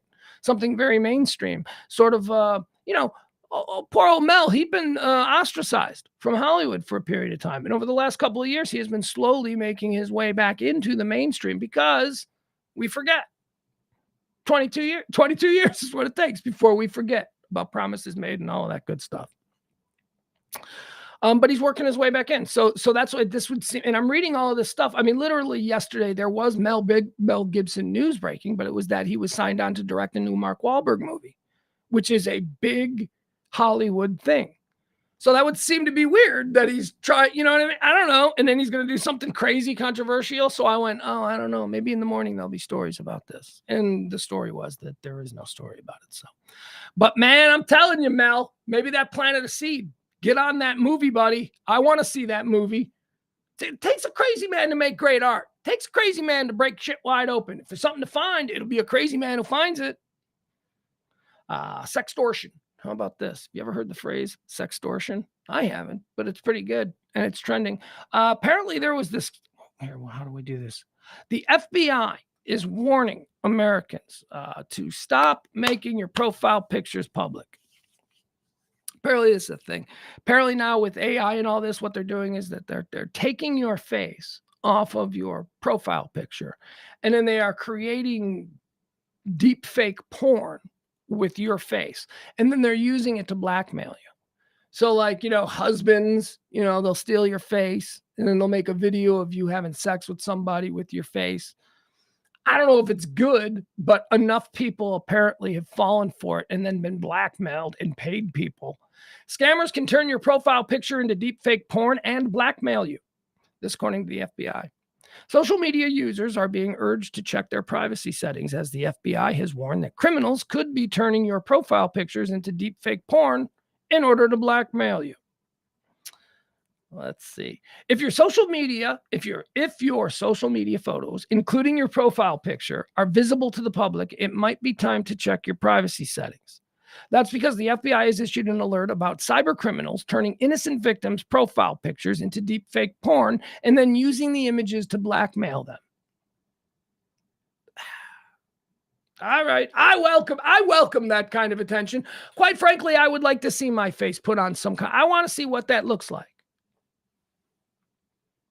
But I can see how it might be a problem for some people. Like I could see how, maybe you're a young woman. Maybe you're a young woman who's in a relationship, and you got a jealous boyfriend, and I don't know. It can't be that good though, right? There's got to be somewhere where you look at it and you're like, yeah, it doesn't look like me. That's it. Or I don't know, maybe it is real good. I have no idea. Ross says, awesome. Now I can do actual porn and say it's deep fake. Yeah, there you go. That's true, Ross. Ross Rubio. Absolutely. Byron says, that's why I have an identifying tattoo on my junk. Smart. Byron's smart. Byron's always thinking. So that's what's happening. It's called sextortion, and it's apparently a thing. What else do we have here? This orgasm cult. Hey, who wants to join the orgasm cult? I'm sorry, I'm getting really hot. Oh, it's so hot. Did the temperature like super jump up or something? I don't know. Let's see. Let's take a look. How good is the dog been today? The dog hasn't been scratching. She didn't fart. She didn't do anything. She ain't done but nothing all day long. Okay, so the co-heads, the people in charge, heads of orgasmic meditation group One Taste. You guys ever heard of One Taste? Head of orgasmic meditation group One Taste has been charged with forced labor and sex abuse of followers. The group's founder, Nicole Daydone, promised enlightenment through orgasms, but prosecutors say she ran a cult-like operation. Intrigued? I am. Shall we read more? Okay. The heads of the once popular wellness group One Taste, which promised enlightenment through orgasms, have been charged with running it like a cult, in which followers were groomed to engage in unwanted sex acts and forced to work for free. Nicole Daydone, who founded One Taste in 2004 and drew wide attention through her promotion of orgasmic meditation, in which trauma would be washed away through partnered masturbation, is accused of draining her mostly women followers' bank accounts and not paying them for their labor. What labor? Labor. So So this is a woman who basically took money from other women who she said basically what? I don't know. You can meditate yourself into an orgasm.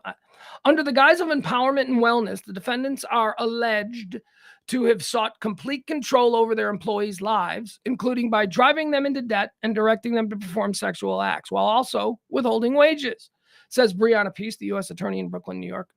No matter the marketing mantra, this conduct is never acceptable. Okay, I push back on that. Again, can we go back to what I said just a few minutes ago? Personal responsibility. If I make up some mumbo jumbo and I go, yeah, I'm going to teach people how to orgasm by just thinking about it. And a whole bunch of people come to me and go, I would like you to teach me. And I go, okay, write a check. And I take a check and then I go, just think about orgasming. Like that's all I have to offer. And then more people come and they're like, here's another check. Here's another check. And then I say, hey, why don't you, next time you write a check, why don't you give me all of your money? Now, that would be unscrupulous because I'm obviously dealing with an idiot who has already given me a check for this stupid made up thing. But is it illegal? Isn't at that point the responsibility on the person to go, I'm not giving you all my money? These people aren't necessarily good human beings, but I don't think they necessarily need to be in jail. That's my point. However, the people who gave all of their bank account money to the orgasm cult, they do need to be watched. People who are in their universes who love these people need to keep a close eye on them. Keep them away from matches and sharp objects because, my God, some stupid bunch of ladies sitting around going, well, give me all your money and you can orgasm by thinking about that's... And you give them all their money?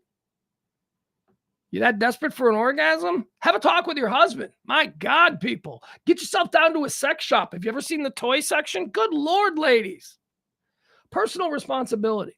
Again, I'm not defending these people. These people sound like they were running a scam. But there are a whole bunch of people out there running scams. At what point does it get on us? At what point is it up to us to not fall for these stupid scams? Personal responsibility. And really, how much of a crime is it to expose a weakness in another person? Aren't we all about making money at any cost in this country? If I can dupe an idiot out of $1, am I really a bad guy?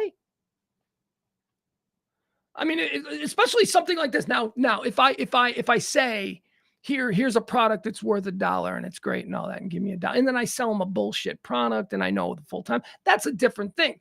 But I'm talking a cult where I'm like, yeah, this is just stuff that I know and I'm going to tell you and you're going to write me checks. That's different. There's nothing tangible there. That's ridiculous. That is somebody having faith in a con woman, because that's what these were. These were two women. Cherzowitz is one of the people involved here, was arrested Tuesday morning in California and charged with forced labor conspiracy. I don't understand the labor aspect of this.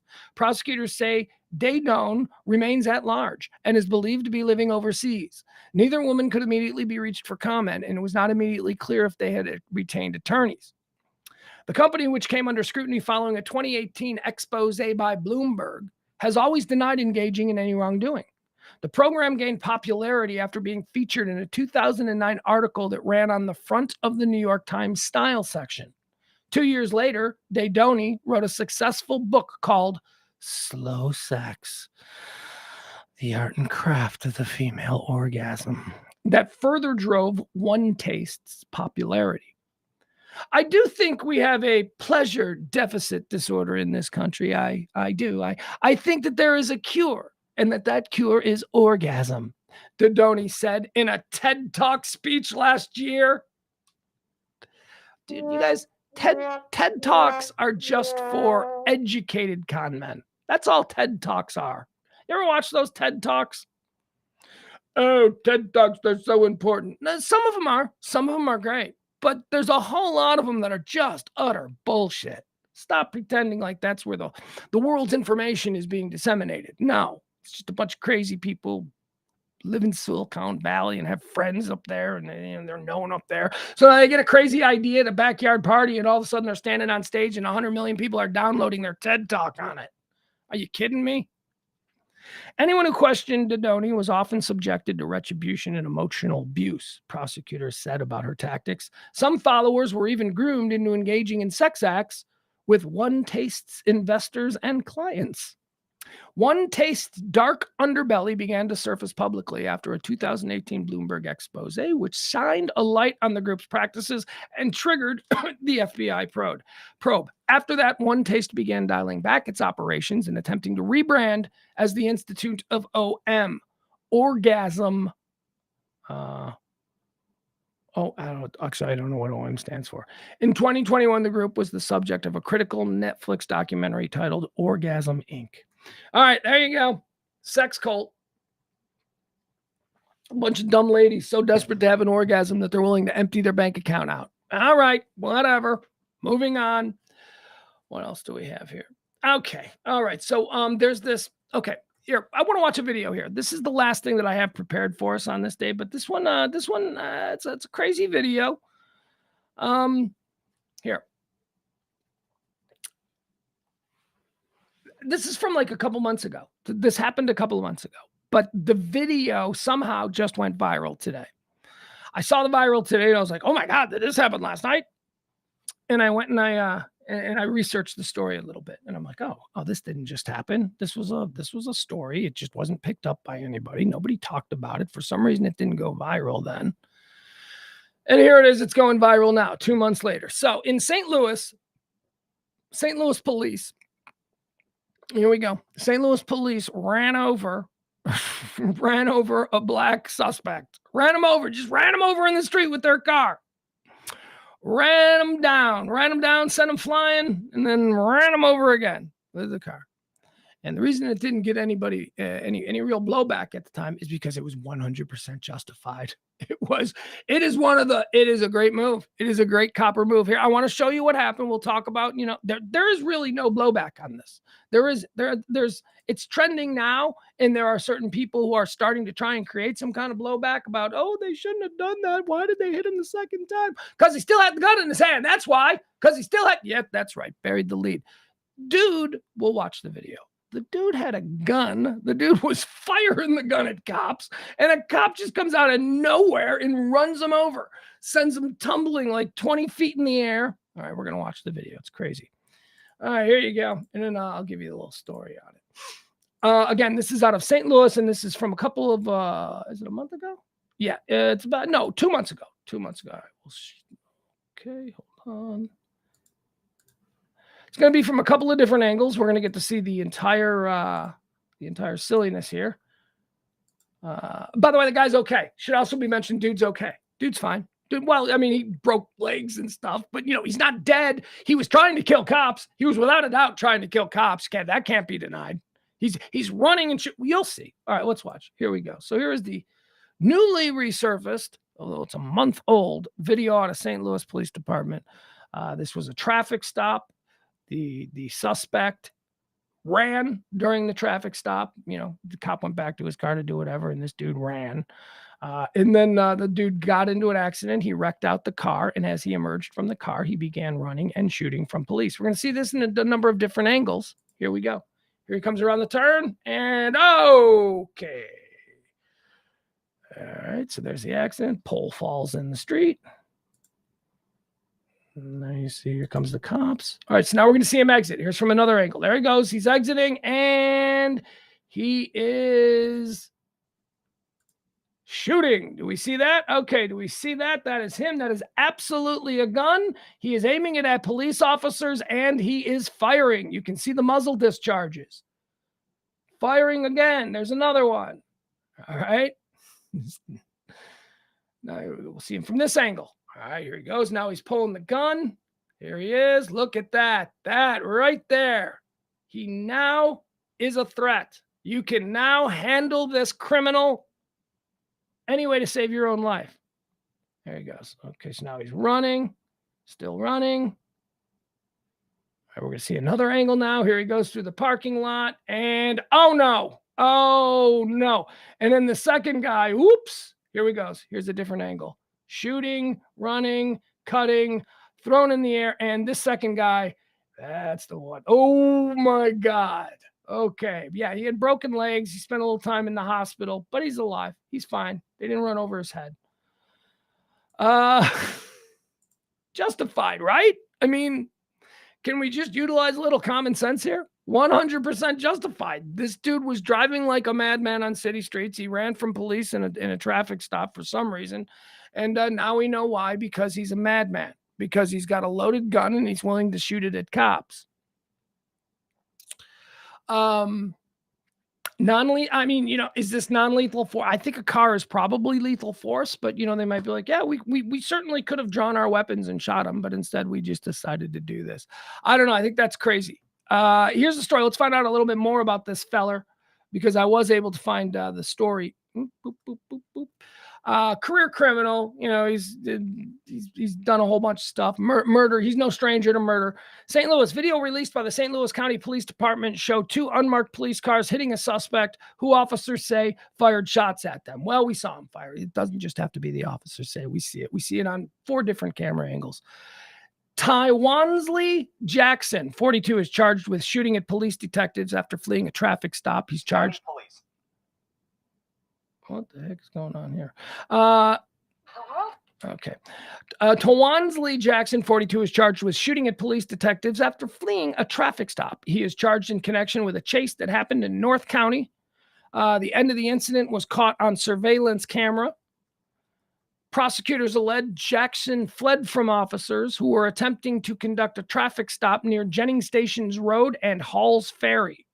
Jackson fled police and weaved in and out of traffic, a press release said, then ran into light poles near McLaren and Goodfellow. Jackson then jumped out of his vehicle. This is from the police report, and this is exactly what we saw. So Jackson then jumped out of his vehicle, a 2016 Ford Explorer, and ran towards a nearby parking lot. Video shows him pointing a gun at officers, and they get closer to him. Police say he fired shots at detectives, but nobody was hit. 2 unmarked police cars in the chase then hit Jackson. Police said Jackson was taken to the hospital after his arrest for non-life-threatening injuries. Jackson faces charges of assault, armed criminal action, resisting arrest by fleeing, and unlawful possession of a firearm. Where's the stuff about his background? Hold on. There was another story about his... Oh, it's in the news story. Here. As Jackson turns to run, a police vehicle takes him down. This is the pistol St. Louis County Police say they recovered in the church parking lot, along with bullets fired from Jackson's gun. Officers never fired their weapons. Shots fired at police. All police are okay. Suspects down. We in the ambulance. And News 4 has been digging into Jackson's criminal history. He has been in and out of prison over the last 20 years with convictions for robbery, gun crimes, and assault. He is now facing several other felonies after the latest incident and is being held on a $500,000 cash-only bond. We're a little... All right, there you have it. St. Louis police got a bad guy off the street. That's a bad guy. I like to look at all of these things realistically. Let's try and have a little common sense and be realistic about it. As a bad dude, and those cops, without firing a shot, immobilized him, ended the situation. Driving like a madman through streets, could have killed anybody. Running down the middle of the parking lot, firing randomly at police officers. Your wife, you're off at work. You live in that neighborhood. Your wife is strolling the new baby down to the corner market. Your 2-year-old catches one in the side of the head, right? That's what we're talking about with this guy. That's who that guy was. So don't give me any nonsense about, oh, that was Eddie O'Mara, you ran him over. No, they stopped the situation. Justified, I say. Let's see. Okay, at this point, let's jump over and see if there is anything new that has been happening in the world. I didn't see my girl April. My girl April, who is my in-studio, my in-chat room producer. I didn't see her today. Maybe she's lurking. That's fine. Hey, by the way, I gotta tell you, man. You chat people. You're my family. We're all family here. I love the chat people. We're here every day. We hang out. We have our differences, but still, I think we're pretty cool with each other. But there is another family on this show that needs to be acknowledged. And I want to send a shout out to those of you who are not in the chat room, who are never in the chat room. And oftentimes I forget about you. You know what I mean? I think I tend to play directly to the chat room because it's more instantaneous. But every now and again, I'm reminded. And typically, I can tell you how I'm reminded. I'm reminded by tips. I'm reminded by when tips come in from people who are not or when I see the numbers on who's listening, I know that there are people who are listening to these shows that are not necessarily listening right now. So thank you. So thank you to you right now, the non-chat room listener. Thank you, man. You guys don't get enough love, and I don't think I've ever really even addressed you before. So I appreciate you. For 2 years, the combination of you guys and the chat room have made this something that I really do enjoy doing. So thank you. All right, let's see what's trending. Why is pedogram trending? Why is pedogram? What is pedogram? What is pedogram? That doesn't sound good. Doesn't pedo mean feet? Isn't that like a podiatrist? Like how did pedo become so,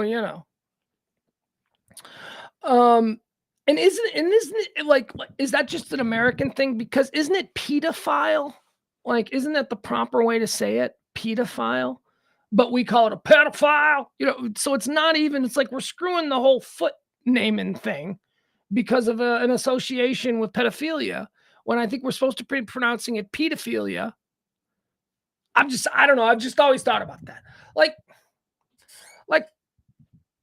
a pedophile would, I came up with a name for something that we could trim dogs, a pedophile. I thought would be a good name for something that you could, trim your dog's nails with. And then I went, you can't use that name because of its double connotation, even though we're pronouncing it wrong. It shouldn't be a PETA. I think that's how it's pronounced. All right, petagram.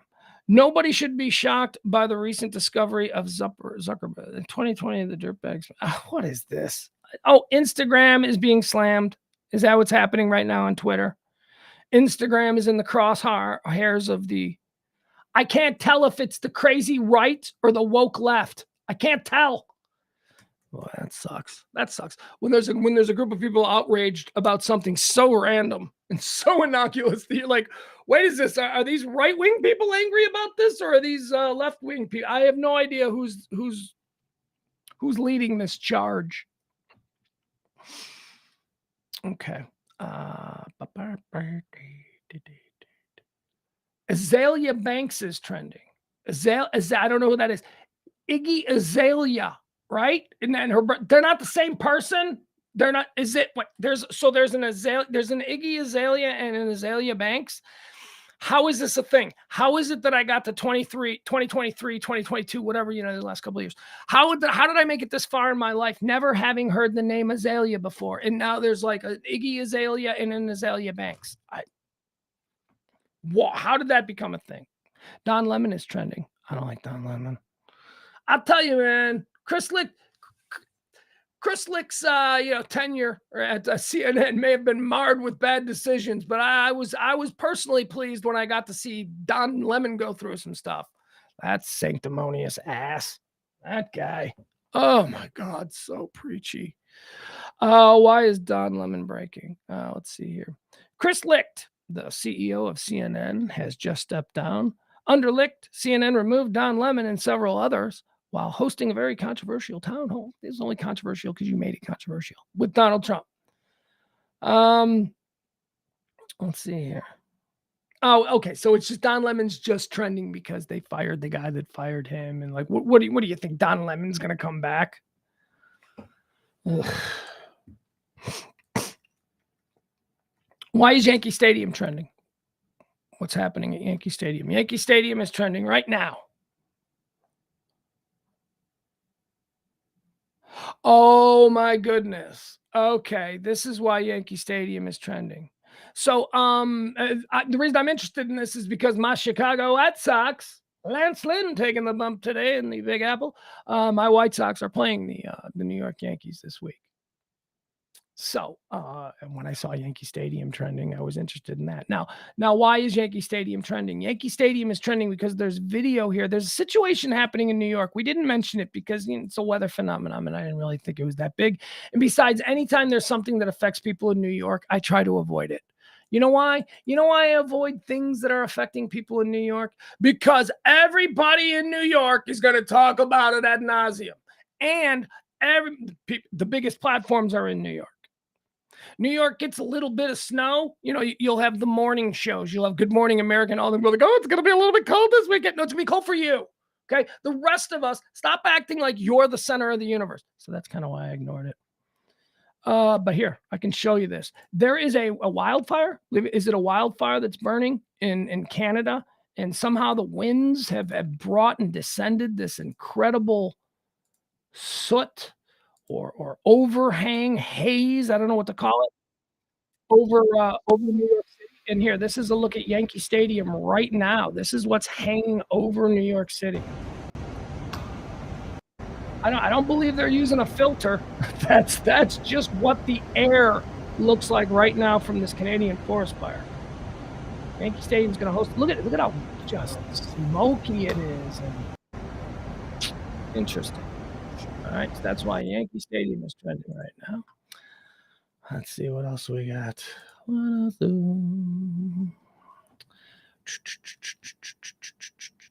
Let's play 2. Let's go. Brittany Renner. Who's Brittany Renner? I don't know. Messi. Messi's trending. He plays soccer. I don't know if I want to jump into that. All right, guys, that's about it.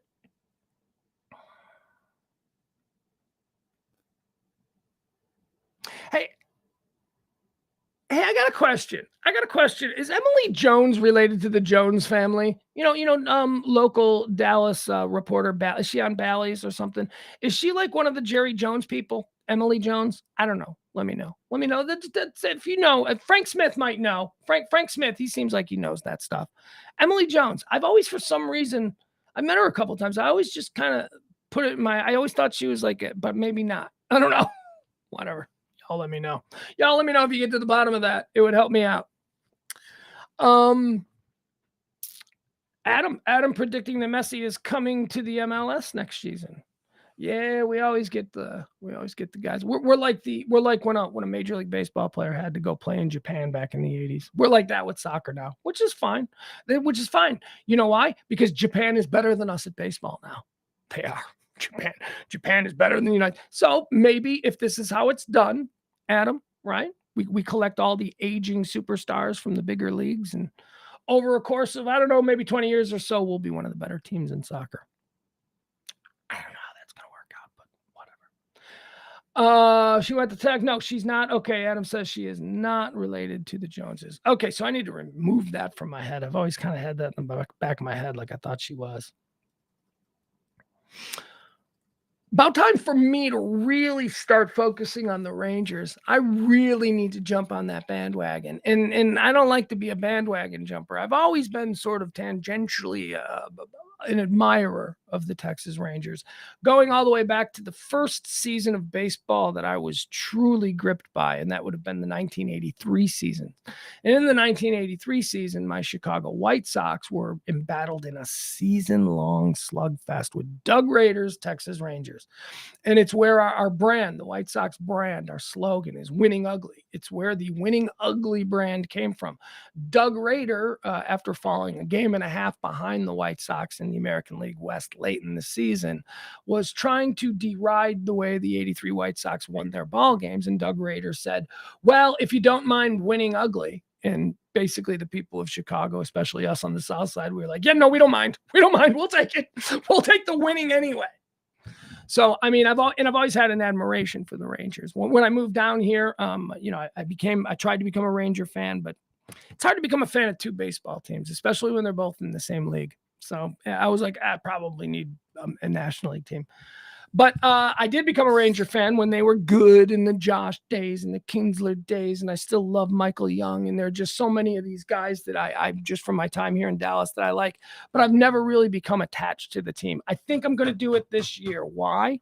There's a couple of new factors. One, this team, if you're not watching Ranger baseball, if you don't understand what I'm talking about, you are missing some of the most fun games. This team is fun. This team is a lot of fun to watch. This team is loaded with talent. Remember all the Rangers suck, from just a couple of months ago? Yeah, no. The Rangers don't suck. We're about a quarter of the way through the season, okay? And they have been a dominant team. They have been not dominant, but they've been an absolutely fascinating team to watch. They're a fun team. Get on the Rangers bandwagon right now. I was just watching Connor Faleffa last night for the Yankees. And I used to like him with the Rangers. I thought he was going to be a thing. I thought he was. But look, I'll tell you, I love the moves that the Rangers have made. If you know, here's the real reason. So the real reason is my kid's getting into baseball. My kid's getting into baseball, and this is his local team.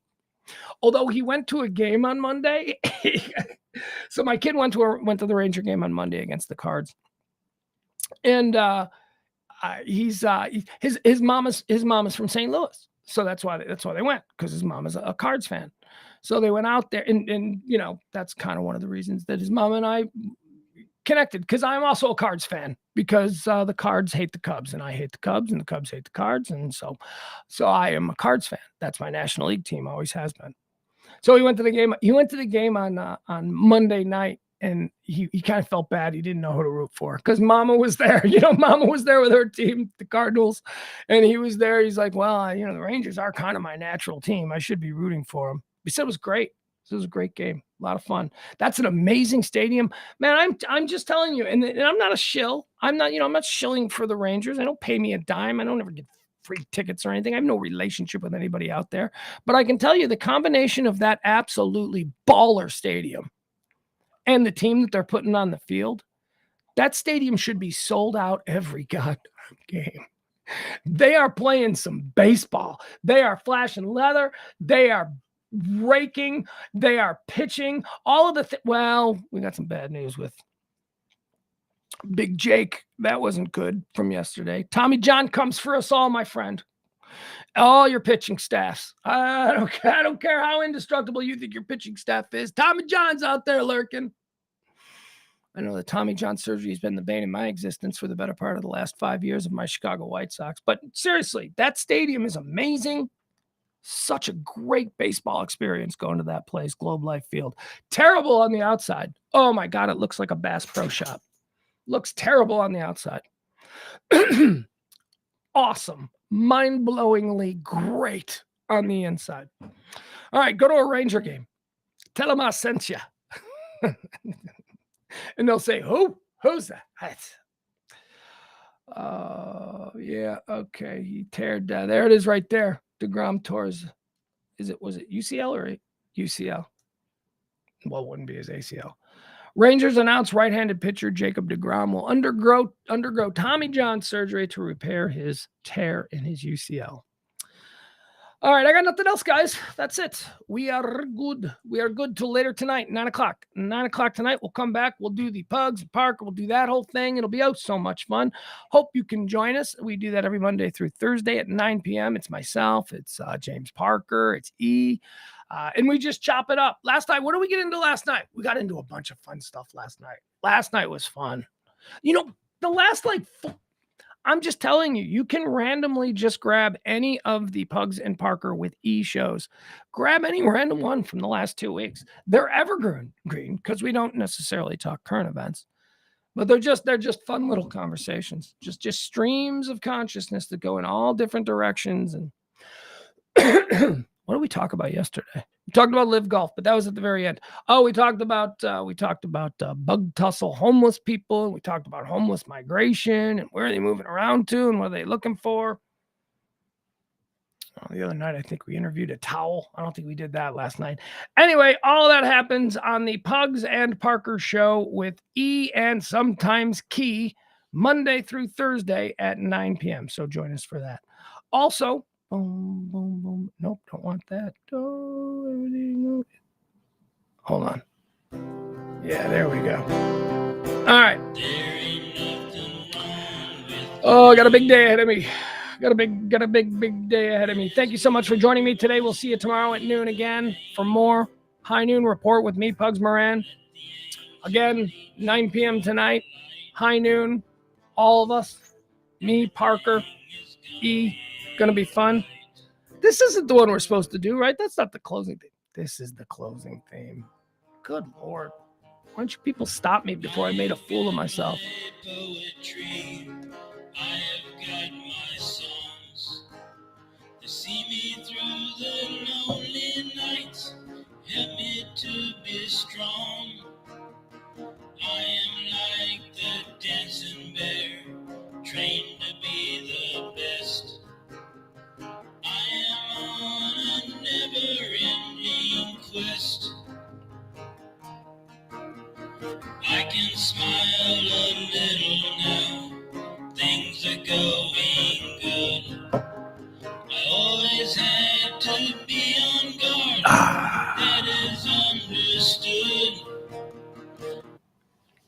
Programming note. Little thing for you to watch if you like my TV suggestions or any of that kind of stuff. You want to. Nah, you know what? No, I'm going to save this for tonight. Never mind. I'll save this for tonight because I want to talk to Parker about it. Never mind. Oh, what a dick. What a dick that was. I know I teased something and then.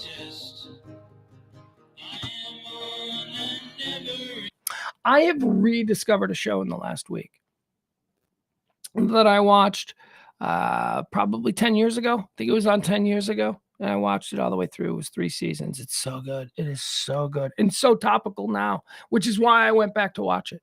It's why I went back to check it out. And I was absolutely gripped by it from the very beginning. And I'll tell you all about it tonight at 9. It's good. It's really good. Really topical. Even though it was made 10 years ago, you're like, oh, wow. Okay. No, I get it. I get what's happening today.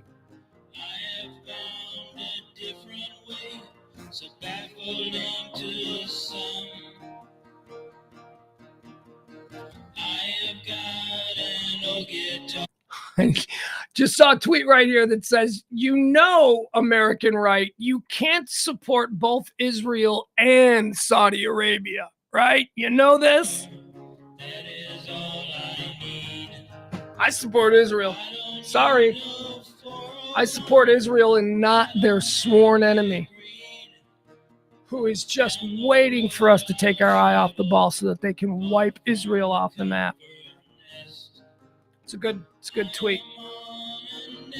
You can't support both Israel and Saudi Arabia. You can't. Get your priorities in order. The best is yet to